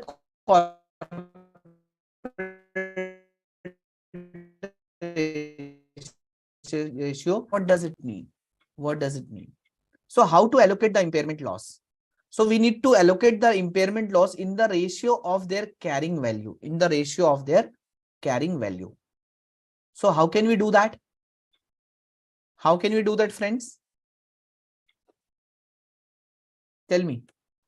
So as simple as that, we need to allocate the impairment loss in CGUA and corporate asset.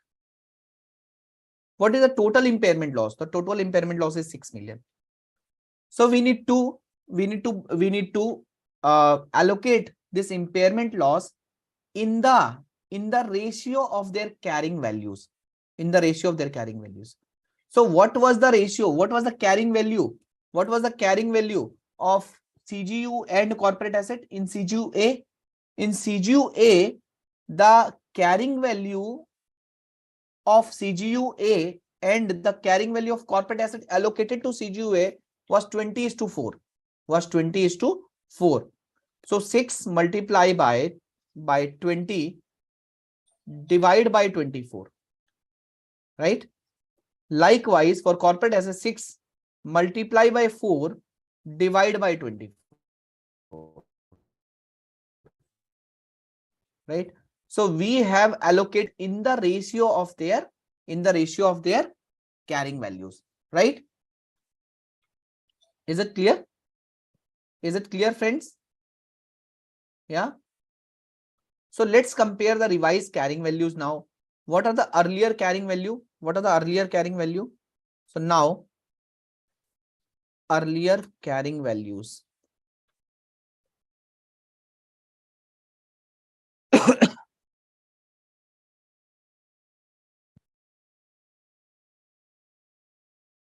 So earlier carrying values of CGU-A was 20, CGU-B was 30, and corporate asset was 10. And the total comes out at 60. What is the revised carrying values?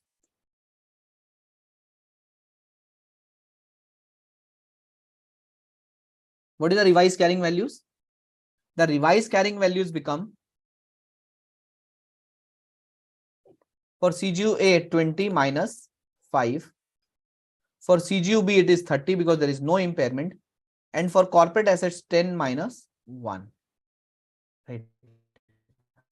So the revised carrying values become 54. So this is how this allocation of corporate asset happens, right? Allocation of corporate asset and impairment.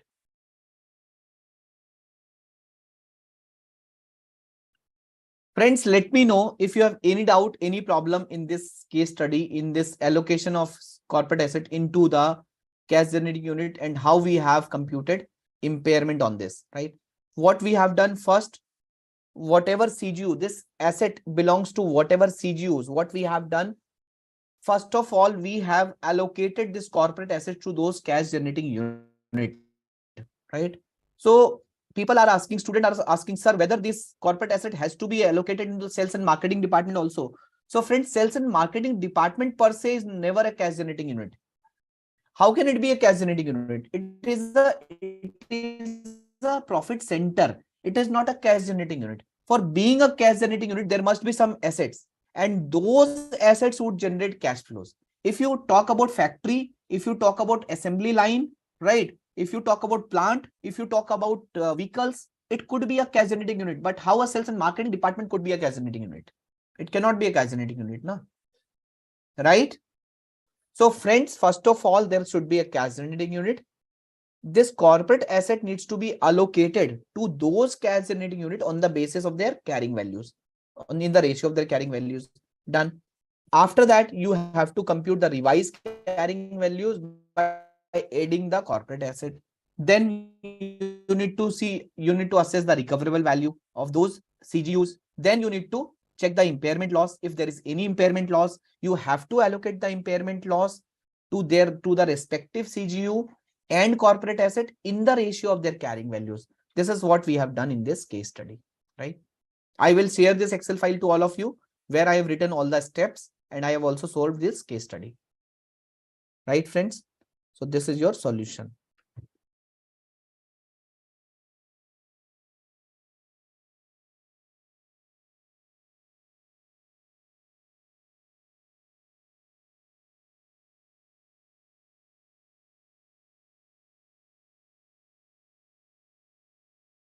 Srishti, I have already given the answer of your query, right?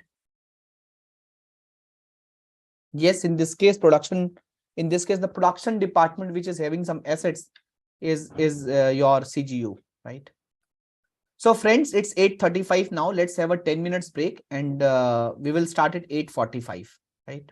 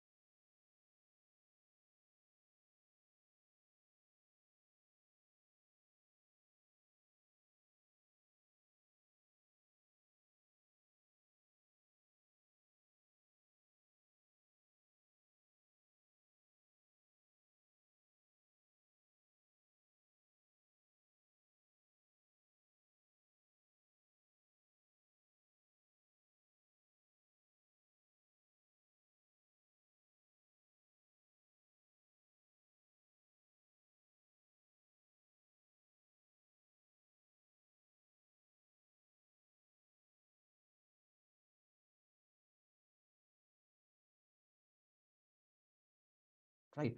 So far we have discussed how this corporate asset has to be allocated in CGUs and how the impairment loss on corporate assets needs to be calculated. Okay. So now I'm discussing how to allocate impairment loss on the CGU, right?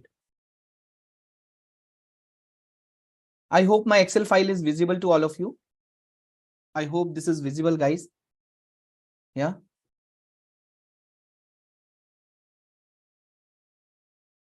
So friends, let's discuss this thing. There is a one case study number 1, allocation of impairment loss on CGU, right? And in this cash generating unit, there are four assets: goodwill of 20 million, buildings of 30 million, machinery of 20 million, software of 20 million, and the total is 90 million, right? The recoverable value of CGU is 60 million. So the recoverable value of the entire CGU is given as 60 million, right? And the carrying value is 90 million. Compute impairment loss on CGU, and you are required to show how to allocate the impairment loss on multiple assets of CGU and their revised carrying value post impairment, right?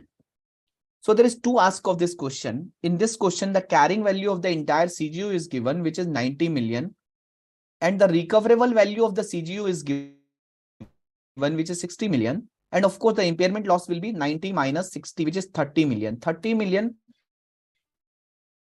is the impairment loss of the entire group, right? And the requirement of the question is you are required to show how this impairment loss of 30 million has to be allocated on the individual assets of the group and what will be the revised carrying value of the individual asset of the group, right? If the answer of the first will come out, of course, the second will be the outcome of this only, because the carrying value minus impairment loss is equal to your revised carrying value. Clear? I hope this first case is clear to all of you. Friends, in a cash generating unit, please remember two things. In cash generating unit, if there is a goodwill, I'm only talking about goodwill. Friends, first of all, what is a goodwill? Goodwill is nothing. It's a reputation. It's a premium, right? It's a reputation. It's a premium. For example, if the demand of a product is going on, so probably that business is having a goodwill. That business is having a premium, right? So why an acquirer is ready to pay extra money in comparison to the fair value of the net assets of that company? Because the acquirer looks at the synergies, the acquirer looks at the benefits, right? Acquirer looks at the demand by selling that product, right? So friends, and why there is an impairment loss? The impairment loss is there because there could be some losses, there could be some anticipated losses, there could be some foreseeable losses, there could be some reputational impact, there could be some other impact as well. So standard says that if there is any impairment loss on the cash generating unit, right? First of all, what is the artificial asset which is there in the balance sheet? I mean to say, which is there in the cash generating unit. You need to hit the artificial asset first of all. So friends, in these four cases, building is of course a tangible asset. Machinery is of course a tangible asset. Software is of course an intangible asset, but yes, it is an asset. The goodwill is something which is over and above of the actual assets. So standard says that if there is any impairment loss, first you have to hit the goodwill. First you have to adjust the goodwill to the extent of impairment loss, right? Okay, sir. So in this case, what we will do?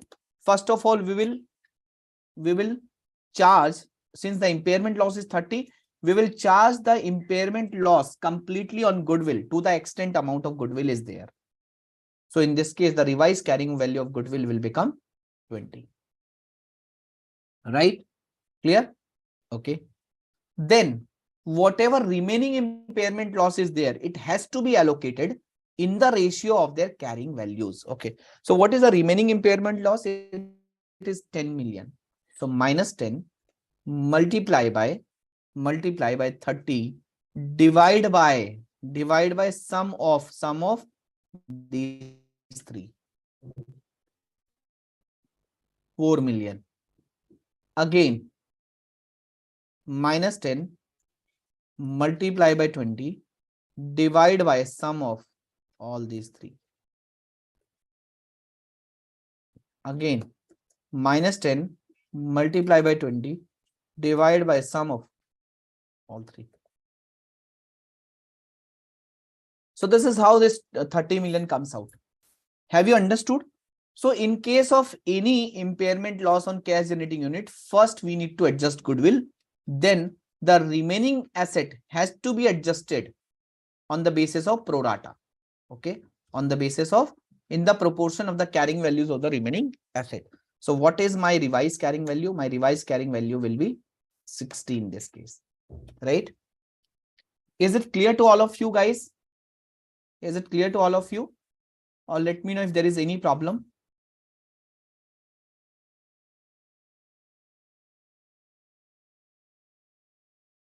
Yeah. Now let's extend this case study to understand more about allocation of impairment loss. Case number 2. Allocation of impairment loss on cash generating unit. Allocation of impairment loss on cash generating unit, right? So friends, again, there is a goodwill, building, machinery, software, total is 90 million. Now let's see what is given in the additional information. The recoverable value of CGU is 60 million. Again, the same information means impairment loss of CGU is 30 million. Compute impairment loss on cash generating unit, and you are required to show how to allocate the impairment loss on multiple assets of CGU and their revised carrying value post impairment. Same information. But additional information is given in this case. The recoverable value of building is 32 million. Friends, please understand what is the concept of cash generating unit. The concept of cash generating unit is a smallest identifiable group of assets which can generate independent cash flows, right, from others. For example, there was one asset which is generating independent cash flow. There is another asset which is not generating independent cash flow, right? So how to compute the recoverable value of that asset? That asset has to be attached. That asset has to be attached with some asset to make a family, right? So friends, don't get confused that if there are multiple assets in cash generating unit, every asset will not generate independent cash flow. Don't get confused with this concept, right? Because there are some assets independently as well, but there are some assets which is getting attached to this asset to make a family, to make a group. Have you understood this? Have you understood this? Yeah. For example, there is a batsman and who is hitting centuries. So there was a small team, there was a weak team, right? And they have decided to invite that batsman to play for their team, right? And when they invited that batsman to play for that team, and when the team wins, right? So when the batsman will play on behalf of the team or in the team, so of course when the team will win, it is said that team has win, right? Team wins. It will not say that the batsman has won. It will say that the team has won the match, right? So friends, the individual capacity of that batsman or the individual worth of that batsman is still there. But when it clubs with the team, the performance has to be assessed as a team. The performance has to be assessed as a team.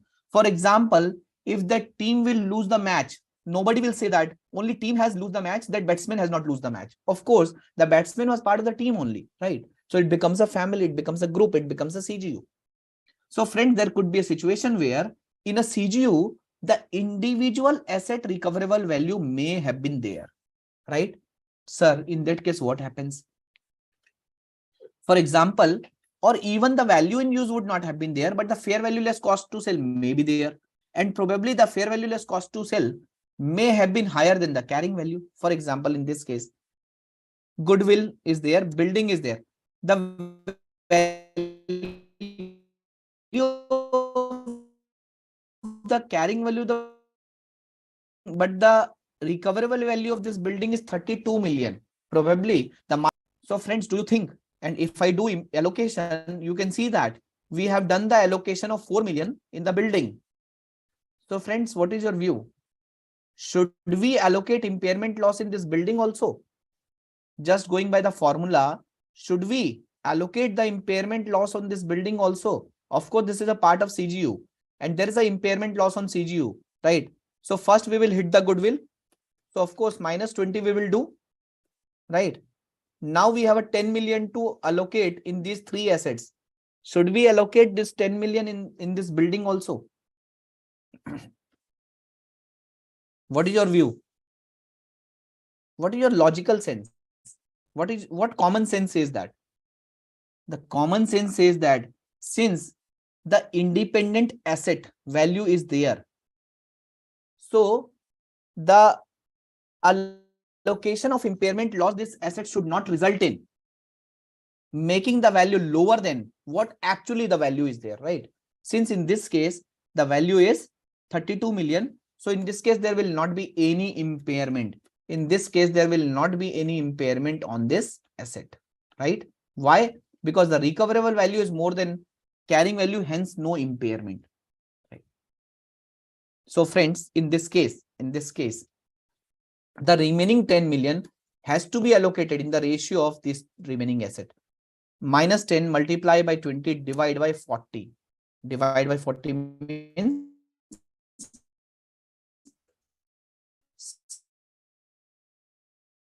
sum of these two assets. Divide by sum of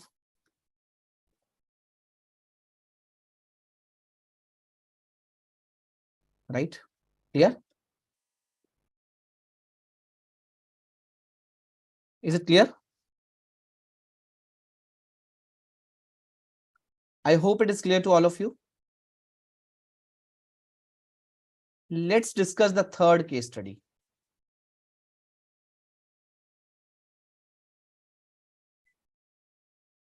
Case number 3. In this case study,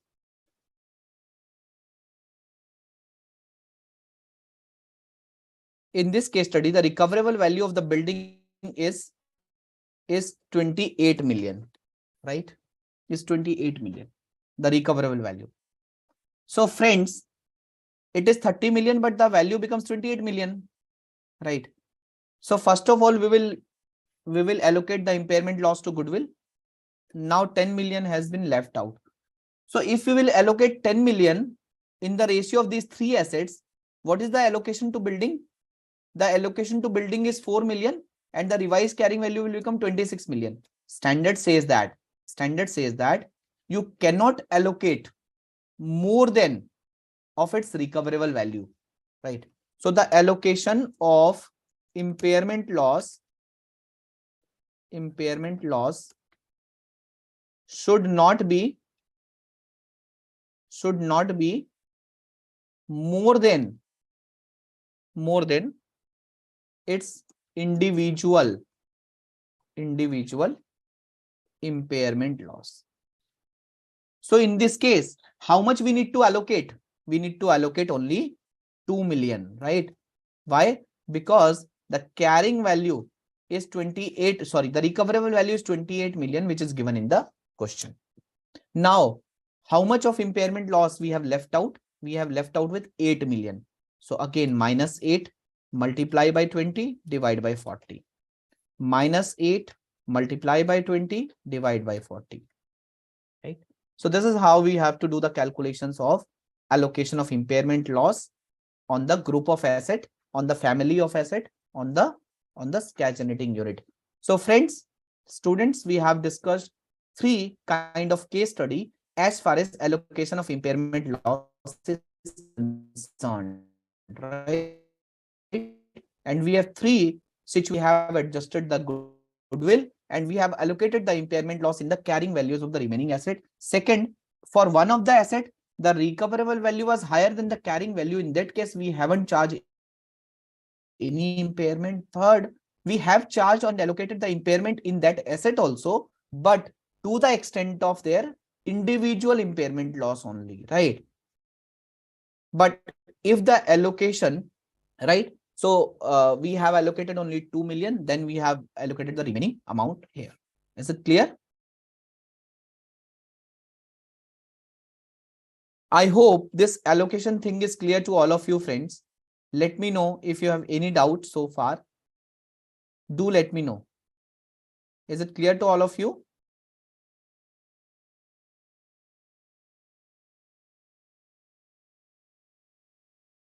Yeah.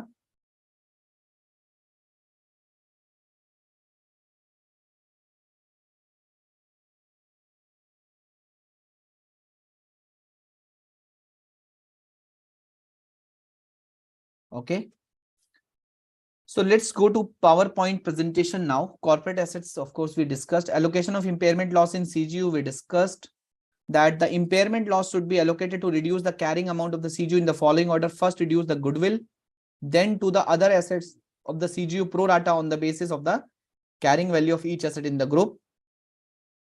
In allocating an impairment loss, an entity should not reduce the carrying amount of an asset below the highest of. What is highest? Recoverable amount and 0. What does it mean? It means after charging the impairment loss, it cannot be negative, right? The value cannot be negative. You cannot charge more than the 0. So basically, in allocating an impairment loss, an entity should not reduce the carrying amount of an asset below the highest of recoverable value and 0, right? It cannot be negative. Let's discuss illustration number 20. XYZ Limited has a cash generating unit, plant A, as on 1st April 2001, having a carrying value of rupees 1000 crores, the value of the plant A. Plant A was acquired under a business combination and a goodwill of 200 crore was allocated to it. So the carrying value of the plant was 1000 crores and the goodwill was 200 crores. The plant is depreciated on a straight line basis and the plant has a useful life of 10 years with no residual value. So friends, if 1000 crore is the value of the plant, life is 10 years. What is the per annum depreciation? 100 crore, right? And this was acquired on 1st April 2001 and the information asking is on 31st March 2002. So 100 crore is the depreciation. So plant A was acquired under a business combination and goodwill of 200 crore was allocated to it, right? It is depreciated on straight line basis. It is depreciated on straight line basis. Plant A has a useful life of 10 years with no residual value, right? So what is the carrying value at the end of the first year? The carrying value is 1000 minus 100, which is 900 crores. And the carrying value of the goodwill is 200 crores. But the plant A has a recoverable amount of 600 crores. Calculate the impairment loss on plant A. Also prescribe its allocation as per Ind AS 36. So in this case, what is the historical cost of goodwill? 200, right? And what is the remaining? What is the remaining cost? So basically 1000 is the cost of the plant. 100 is the depreciation. So total is 1100. 1100 is the carrying value of the CGU, right? In this case, what is the recoverable value of CGU? The recoverable value of CGU is 600 crores. So this is carrying value. What is RV? RV is 600. So what is the impairment loss? Impairment loss is 500. 1100 minus 600. So this 500, first this 500 has to be adjusted with goodwill. This goodwill, entire goodwill has to be wiped off, right? Then the remaining amount, of course, since there is only one plant, remaining amount has to be allocated to the other assets, which is plant, right? So total is 500 crores. Is it clear? Is it clear? I hope it is clear to all of you friends. Now let's discuss the last and the important concept of reversal of impairment loss. Friends, now the question arises, sir, of course, this impairment loss is a notional thing, right? And you have talked about the indicator, if the market value has declined, if there is a technological related changes, right? If the fair value has gone down, the asset is not giving the right productivity, or the demand has been declined. These are the indicators where you need to assess impairment, right? Let's say COVID situation, where the real estate prices has gone down, but now the real estate prices are just gone up like anything, right? So in all these cases, right? In all these cases, when we talk about, of course, there was an indicator of impairment. There was a temporary situation where the value has gone down. Now the demand has picked up. Now everything is okay. And the value has also gone up, right? So can we reverse impairment, whatever we have booked earlier? Answer is yes. Standard says that yes. Impairment loss recognized in prior periods should be reversed if again there are favorable indicators, right? When it can be reversed? When there is an indication that such losses does not exist any long, means there are favorable indicator. Like earlier, we have understood the negative indicator. Now, if there is a positive indicator, we need to reverse the impairment loss, whatever we have booked earlier. For example, as far as external indicator is concerned, in the negative indicator, we have seen that when the market value has declined, it was your negative indicator. But if the market value has increased significantly, it is your positive indicator, right? So it is just reversal of whatever indicator we have read in our last class, right? Significant favorable changes in technological, market, economic, or legal environment, right?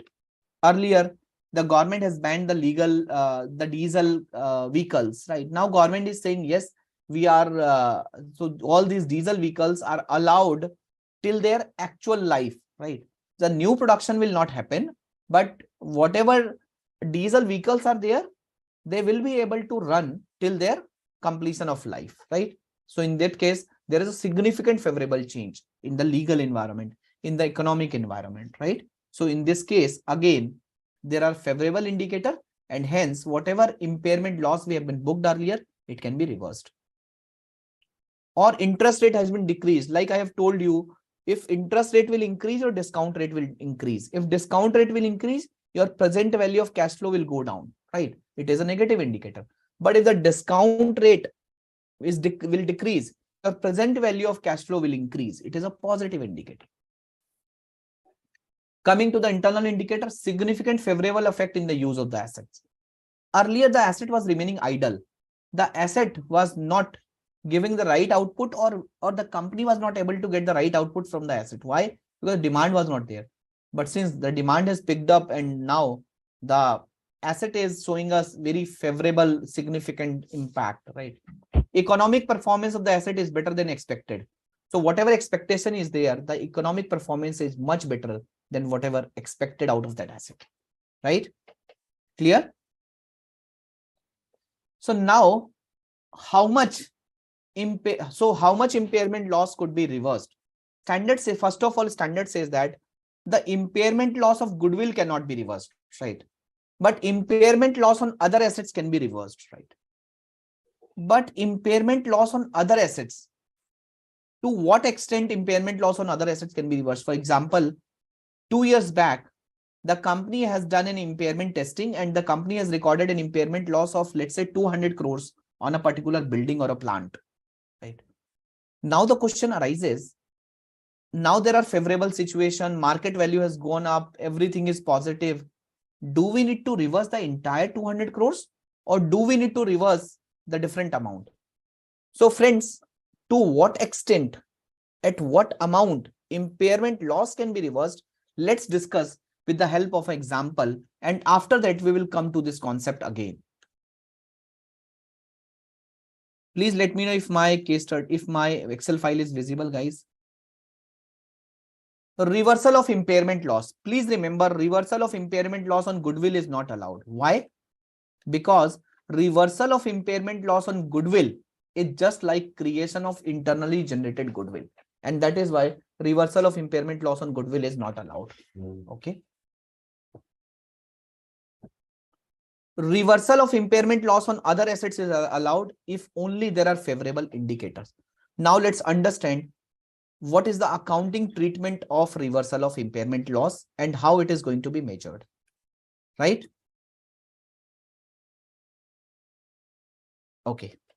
For example, the cost of a machinery is 1000 crores.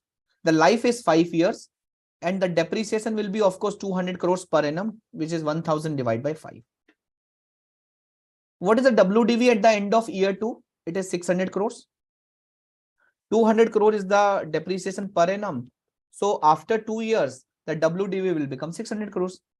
Impairment loss at year 2 is, let's say, 300 crores. So friends, before impairment loss, what was the carrying value? It was 600. And at the end of the second year, there was an impairment loss which was also booked for 300 crores, right? So now my carrying value is equal to cost minus accumulated depreciation minus accumulated impairment losses, which comes out at 300 crores. Clear? So my depreciation for year 3 is 100 crores. Depreciation for year 4 is 100 crores, right? So now just pause here. And in this case, my carrying value is 300 crores. Okay. Clear? Is it clear, friends? Now at the end of year 4, there was a favorable indicator. So we will discuss this part later on. Okay. So we have the information till the year 2. So far. Okay. And at the end of year 2, the carrying value was 300 crores. Now at the end of year 4, there was a favorable indicator and the value has gone up to 180. At the end of year 4. So let's compute the carrying value at the end of year 4. So what is my depreciation for year 3? If the revised carrying value is 300 crores at the end of year 2, what is my remaining life? It is 3 years. So my depreciation will be 300 divided by the remaining life, which is 3 years for year 3, and depreciation for year 4 would be again 300 divided by 3. So what is my carrying value at the end of year 3? At the end of year 3, my carrying value was 300 minus 100. At the end of year 4, my carrying value is 300 minus 100 minus 100, which is, this is 100 only, right? This is my carrying value at the end of year 4. So my carrying value at the end of year 4 is there, right? And in the question, it is saying that there was a favorable indicator and at the end of year 4, the value of this machinery has gone up to 180. So we have two information at the end of year 4. One, we have a carrying value of this asset for 100 crores and we have a recoverable value of this asset for 180 crores, right? So this is what given in the question. And 2 years back, we had recorded an impairment loss of 300 crores as well.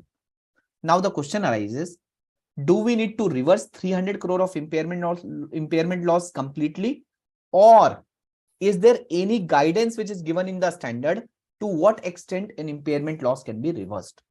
So friends, standard says that after reversal of an impairment loss, the revised carrying value should be lower of what? So standard says that once you reverse an impairment loss, whatever is the revised carrying value, it should be lower of your recoverable value. What is my recoverable value? 180 crores. And had the asset never been impaired, अगर हम इस asset को कभी impair करते ही नहीं, had the asset never been impaired, then what should be the carrying value? Friends, had the asset never been impaired, what should be the carrying value at the end of year 4? Please tell me. The cost is 1000 crores. Had the asset never been impaired, every year my depreciation was 200 crore. Right? 1000 divided by 5, 200. And since 4 years has already gone, so we have to 1000 crore minus 200 multiply by 4. It comes out at 200 crores. Right? So had the asset never been impaired, the carrying value would be 200 crores. But the recoverable value is 180 crores. It means my revised carrying value should be lower of recoverable value and the actual carrying value had the asset never been impaired. What is the lower? The lower is 180. So my revised carrying value is 180. But what is my actual carrying value at the end of year 4? My actual carrying value is 100, right? So it means I have to increase my asset by what extent? By 300 crores of impairment loss reversal, or by only 180 minus 100?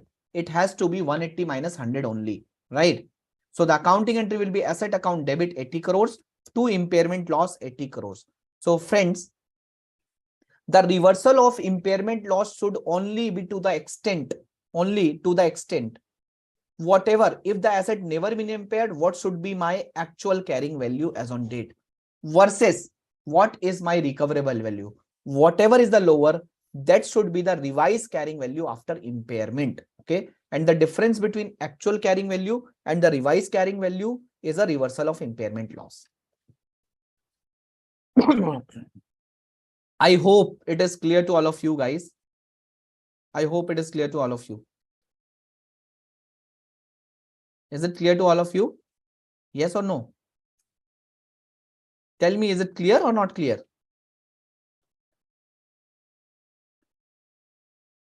So while reversing an impairment loss, you have to check if there would not have been any impairment loss, what should be my actual carrying value?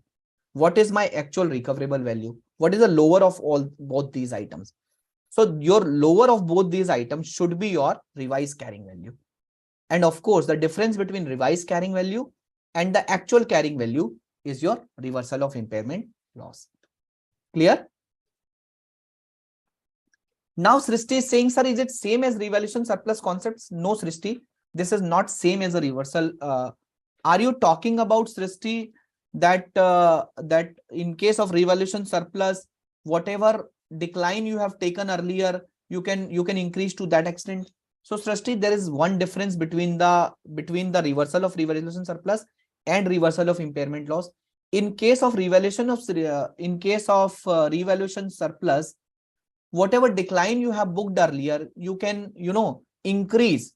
You can even increase more than that as well. For example, let's say the company has done the revaluation in the first year and 100 crores become 200 crores now.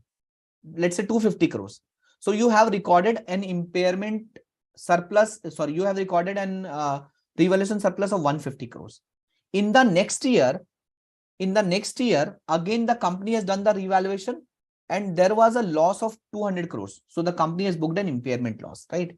So of course, 200 crores, the company has booked an impairment loss. 150 company has adjusted from revaluation surplus and 50 crore the company has booked in P&L as per Ind AS 16. So now what is the carrying value? It is 50 crores only. Now in the next year, again, there was a revaluation surplus and now this 50 become 300. So the company will record entire 300. Yes, the company will record 250 crores of revaluation surplus. So Srishti, in case of a revaluation surplus, the actual fair value has to be taken into consideration. Doesn't matter it is on the lower side or it is on the higher side. Have you understood? But in case of reversal of impairment loss, you have to reverse only to the extent of lower of your recoverable value and revised carrying value had the asset never been impaired, right? So this is the fundamental difference between these two concepts. Is it clear or not clear? Tell me. Yes.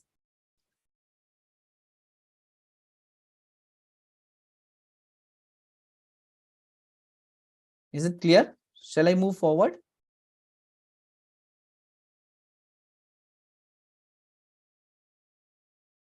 Yeah. So reversal of an impairment loss shall not exceed the carrying value that would have been determined had no impairment loss been recognized for the asset in prior years, right? Like we have calculated this 200 crores. So had the impairment never been there, what should be the carrying value? Reversal of impairment loss for an asset other than goodwill shall be recognized immediately in profit or loss.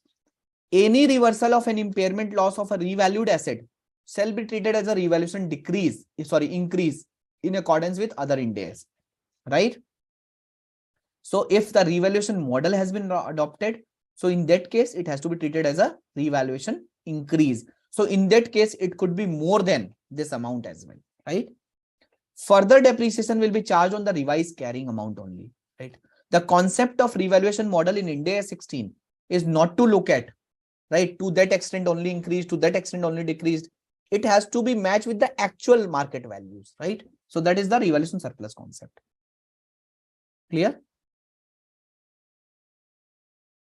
Now let's discuss illustration number 10 of institute study material for the concept of reversal of impairment losses. On 1st April 2001, Venus Limited acquired 100% of Saturn Limited for rupees 4 lakh, right? For rupees 4 lakh. The fair value of net identifiable asset of Saturn Limited was 3,20,000 and goodwill was 80,000.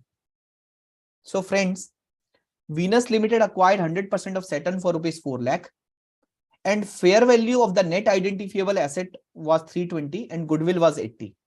Saturn Limited is in coal mining business. On 31st March 2003, that is after 2 years, the government has cancelled the licenses given to it in the few states. The government has cancelled the licenses. As a result, Saturn Limited, so basically due to the cancellation of license, its revenue is expected to be reduced by 30%. So the adverse change in marketplace and regulatory condition is an indicator of impairment. As a result, Venus Limited has to estimate the recoverable amount of goodwill and net assets of Saturn Limited on 31st March 2003. Right? That is after 2 years. Venus Limited uses straight line method of depreciation. The useful life of Saturn Limited asset is estimated to be 20 years with no residual value. No independent cash inflows can be identified to any individual assets. So the entire operation of Saturn Limited is to be treated as CGU, right? Due to the regulatory entangle, it is not possible to determine the selling price of Saturn Limited as a CGU. Its value in use is estimated by the management at 2,12,000. Friends, in this case, the value in use is given at 2,12,000, right? Because the selling price cannot be determined. So the value in use is given as 2,12,000. Okay. So in this case, friends, on 31st March 2003, what information we have? We have the value in use and we have the values like goodwill of 80,000 and we have the other assets like 3,20,000. And we have the life of this asset also, which is 20 years. If the life is 20 years, what is the per annum depreciation on this 3,20,000? The per annum depreciation will be 320 divided by divided by 20. It will comes out at 16,000. Yeah, 16,000 per annum. Okay. So 32,000 for 2 years, 16,000 per annum, 16,000 per year. Okay. So in this case, what will be the market value after 2 years? Sorry, what will be the carrying value after 2 years? 3,20,000 minus 32,000, right? What is the revised carrying value of 3,20,000 after 2 years? After 2 years, the revised carrying value would be 3,20,000 minus 32,000. So basically goodwill is 80, other asset is 320, the total is 4 lakh. The accumulated depreciation for 2 years will comes out at 32,000. Goodwill will never be amortized, it will test it for impairment. What is my carrying value? 80 plus 288. 3,68,000 is the carrying value after 2 years, which is on 31st March 2003. Right. And the value in use. So of course, on this date, the value in use which is given is 2,12,000. What is the difference between 212 and 368? So there will be impairment loss of 1,56,000. Okay. So difference between 368 and 2,12,000 comes out at 1,56,000, right? But this is a cash generating unit as it is given in the question. So out of this 1,56,000, first of all, the entire goodwill has to be wiped off, right? 80,000. The remaining impairment loss has to be allocated to the other assets, right? So this 288 minus 76 is become, So the revised carrying value of goodwill will become 0 and the revised carrying value of this other assets will become 2,12,000, right? Clear? And the total also become 2,12,000, right? I hope the calculations are clear so far. The calculations are pretty clear. Okay. Right. So now let's discuss the next part of the question. Suppose by 31st March 2005, that is again after 2 years. So this acquisition was happened on 1st April 2001. The impairment happened on 31st March 2003. Now it is talking about again after 2 years, which is on 31st March 2005. On 31st March 2005, the government reinstated the license of Saturn Limited. Why this impairment was happened? Because the government has cancelled the license. Now the government has again reinstated the license of this company. The management expect a favorable change in the net cash flows. Now things become positive. This is an indicator that an impairment loss may have been reversed. This is an indicator that whatever impairment loss was there, it may have been reversed. The recoverable amount of Saturn Limited net asset is re-estimated. The value in use is expected to be 3,04,090,000. So now there are positive developments, and now the value in use is 3,04,000, which is expected, and value and fair value is 2,90,000, which is expected. So what is my recoverable amount now? What is my recoverable amount? My recoverable amount is higher of fair value less cost to sell and value in use, which is 3,04,000 now. So my recoverable amount is 3,04,000, right? Calculate the impairment loss, if any, and also show the accounting treatment for reversal of impairment loss and the subsequent depreciation thereon, right? So the first ask is, to what extent impairment loss can be reversed and what are the revised numbers for carrying value as well as depreciation. So friends, on 31st March 2003, what was my revised carrying value of the asset? It was 2,12,000, right? And it was on 31st March 2003. So what is the existing carrying value on 31st March 2005 when we are supposed to reverse this impairment? So friends, the total life of the asset was 20 years. 2 years have already gone on 31st March 2003. It means this 2,12,000 has to be depreciated over a period of next 18 years, right? Of next 18 years. So what is that 2,12,000 divided by 18? What will be 2,12,000 divided by 18? What amount we will get if we will divide 2,12,000 by 18? It will gives us 11,778. 11,778. 11,778. So what will be the carrying value? What will be the carrying value on 31st March 2005? 2,12,000. So basically 2,12,000 minus 11,778 multiplied by 2, right? We are calculating the actual carrying value on 31st March 2005. So what is my actual carrying value on 31st March 2005? Guys, what is my actual carrying value on 31st March 2005?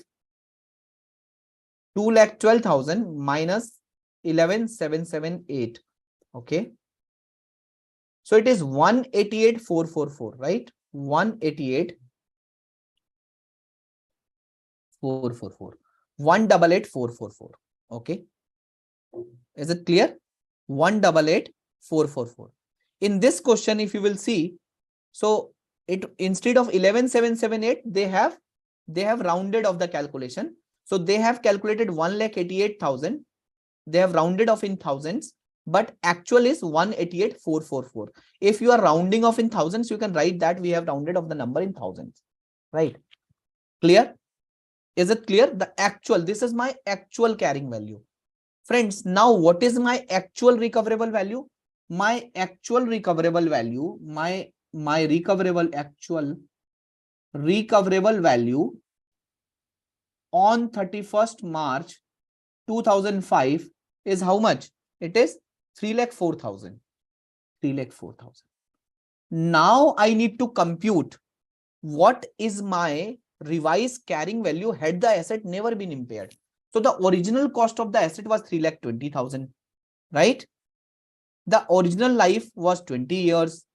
The per annum depreciation was 16,000. Had this asset never been impaired, the 4-year accumulated depreciation was 320 divided by 20 multiplied by 4, which comes out at 64,000, right? So this comes out at 2,56,000. 2,56,000. Okay. Friends, now what is lower? 2,56,000 is lower or 3,04,000 is lower? What is lower? The lower is 2,56,000.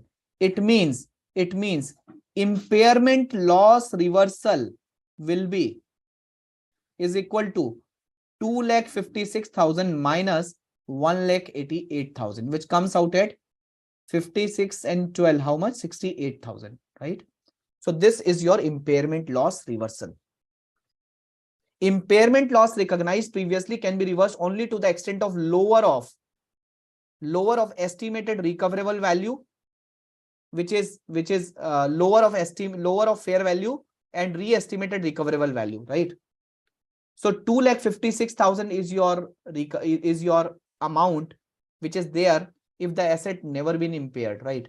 And your recoverable value is 3,04,000, right? So impairment loss reversal will be 68,000 only, which is 256 minus 188. And what is my carrying value? My carrying amount of other, so it is of course, it becomes 2,56,000, right? Goodwill is not to be reinstated. So this 256 is entirely for the asset. So the carrying amount of other asset as on 31st March 5 after reversal of impairment loss will be 2,56,000. So now this 2,56,000 has to be depreciated over a period of 16 years, which is 16,000 per annum. Friends, I will take a pause of 30 seconds here. Please let me know if you have any query so far in this question. Please let me know if you have any query. Koshiki is asking, sir, why 4-year depreciation? Koshiki, because this asset was acquired on 1st April 2001, right? And we are checking the reversal of impairment loss on 31st March 2005. So it's been 4 years. So we are calculating what happens if the impairment would never been there, then of course depreciation would be there, na? So what is my carrying value if the impairment had never been there? Koshiki, now have you understood a 4-year? Now have you understood the 4-year concept? Because we are computing the reversal of impairment loss on 31st March 2005. So I need to compute the carrying value as on today, had the asset never been impaired. So the original cost was 3,20,000. The life is 20 years. So already 4 years have been expired. So 4-year depreciation I need to take in my calculations now. Okay. Okay. Good. Friends, do you have any query? Do you have any question? Any question? No? Great. Disclosure I am not taking. These are only theoretical things, right? Comparing your AS28 versus Ind AS 36. Your AS28 does not apply to some financial assets, but Ind AS 36 applies to subsidiaries, associated and joint ventures. Biological assets, AS28 does not specifically talks about biological asset, but Ind AS 36 excludes the biological assets. Coming to the goodwill. So in AS28, goodwill is tested for impairment using bottom-up or top-down approach. So there is a different approach for goodwill in AS28, but in Ind AS 36, goodwill has to be allocated on all those cash generating unit to which is benefited from the acquisitions, right? Reversal of impairment loss for goodwill in our accounting standard 28. So basically goodwill impairment loss can be reversed, but in Ind AS 36, in IAS 36, in IFRS, the reversal of goodwill is not permitted. Why? because it will lead to creation of internally generated goodwill, right? So annual impairment testing for intangible and other goodwill. So basically in our accounting standard, there was no concept of exceptional asset. If there is an indicator of impairment, then only it is required to be tested for impairment. But in Ind AS and IFRS, the goodwill, intangible asset not yet available for use, and intangible asset having indefinite life is tested for impairment at least on an annual basis, right? So friends, as far as the entire agenda is concerned, the entire standard is concerned, we have discussed the objective and scope of Ind AS 36. What is the objective of the standard? To ensure that your carrying value should not be more than the recoverable value. Then we have discussed a situation where the asset can be impaired, right? And we have discussed that if there is an indicators, only then the impairment testing has to be happen, barring the three exceptional assets. Measuring recoverable amount, which is higher of fair value less cost to sell and value in use. We have discussed fair value has to be computed as per Ind AS 113, and cost to sell means the directly attributable cost to sell, the cost which is incurring just because of the decision to sell, because of the actual sale. Okay. And value in use, it is present value of future cash flows. And then we discussed the concept of estimation of cash flows as well as the concept of estimation of discount rate. Then we discussed recognition and measurement of impairment loss, how to measure an impairment loss. It is carrying value minus recoverable value. It has to go to the P&L. But if you have opted for a revaluation model for Ind AS 16 under Ind AS 38, in that case, if you have revaluation surplus, that impairment loss has to be adjusted from the revaluation surplus. Then we discuss the concept of cash generating unit. What is a cash generating unit? It is a smallest identifiable group of assets which can generate independent cash flows, right? Then we have discussed the allocation of impairment loss. And there we have discussed there are two concepts. One is corporate asset. If there is any corporate asset like head office, research and development center, so these corporate asset has to be allocated to the cash generating unit which got benefit from these corporate asset, right? So how to allocate? The corporate asset has to be allocated in the carrying values of the CGUs, right?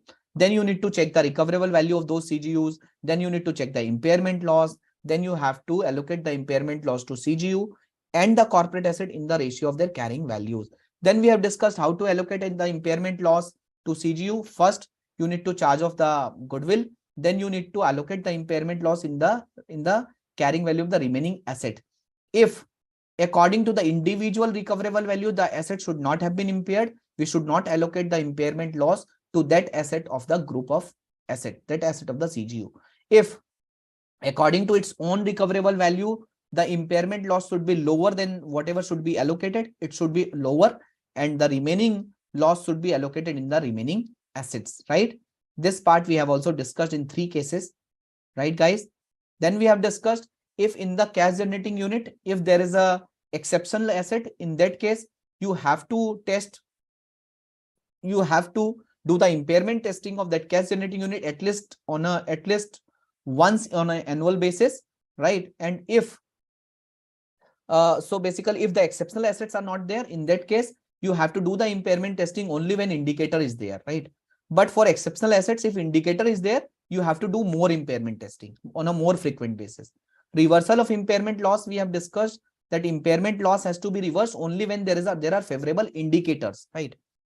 But in case of only in case of favorable indicators, right?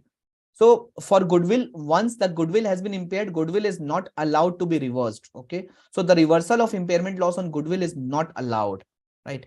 As far as other assets are concerned, the reversal of impairment loss on other assets is allowed. But is it the actual what we have booked earlier, whether that entire amount is going to be reversed? Answer is no. In that case, you have to see what should be my revised carrying value. And the revised carrying value is the lower of what? The lower of recoverable value on the date of reversal. Second, had the asset never been impaired, what should be my actual carrying value on the date of reversal? So whatever is lower, that should be your revised carrying value. And your impairment loss should be reversed only to the extent of your revised carrying value and the actual carrying value, right? So this is what we have discussed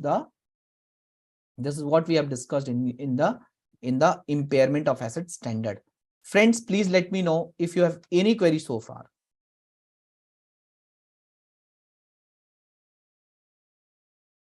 Yes, Kosiki, goodwill is not included, right? Because once the goodwill has been impaired, so goodwill is not going to be reinstated, right? Goodwill is not going to be reinstated. Is it clear? Yeah. Any doubt? Please let me know if you have any doubt.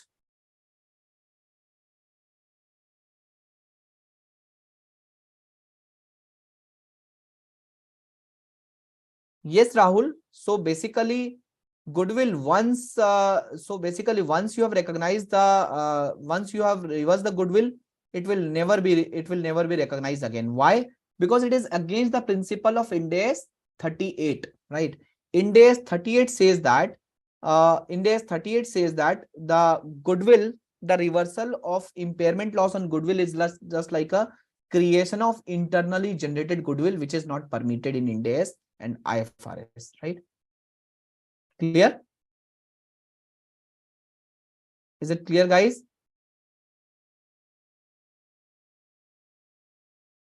Any doubt?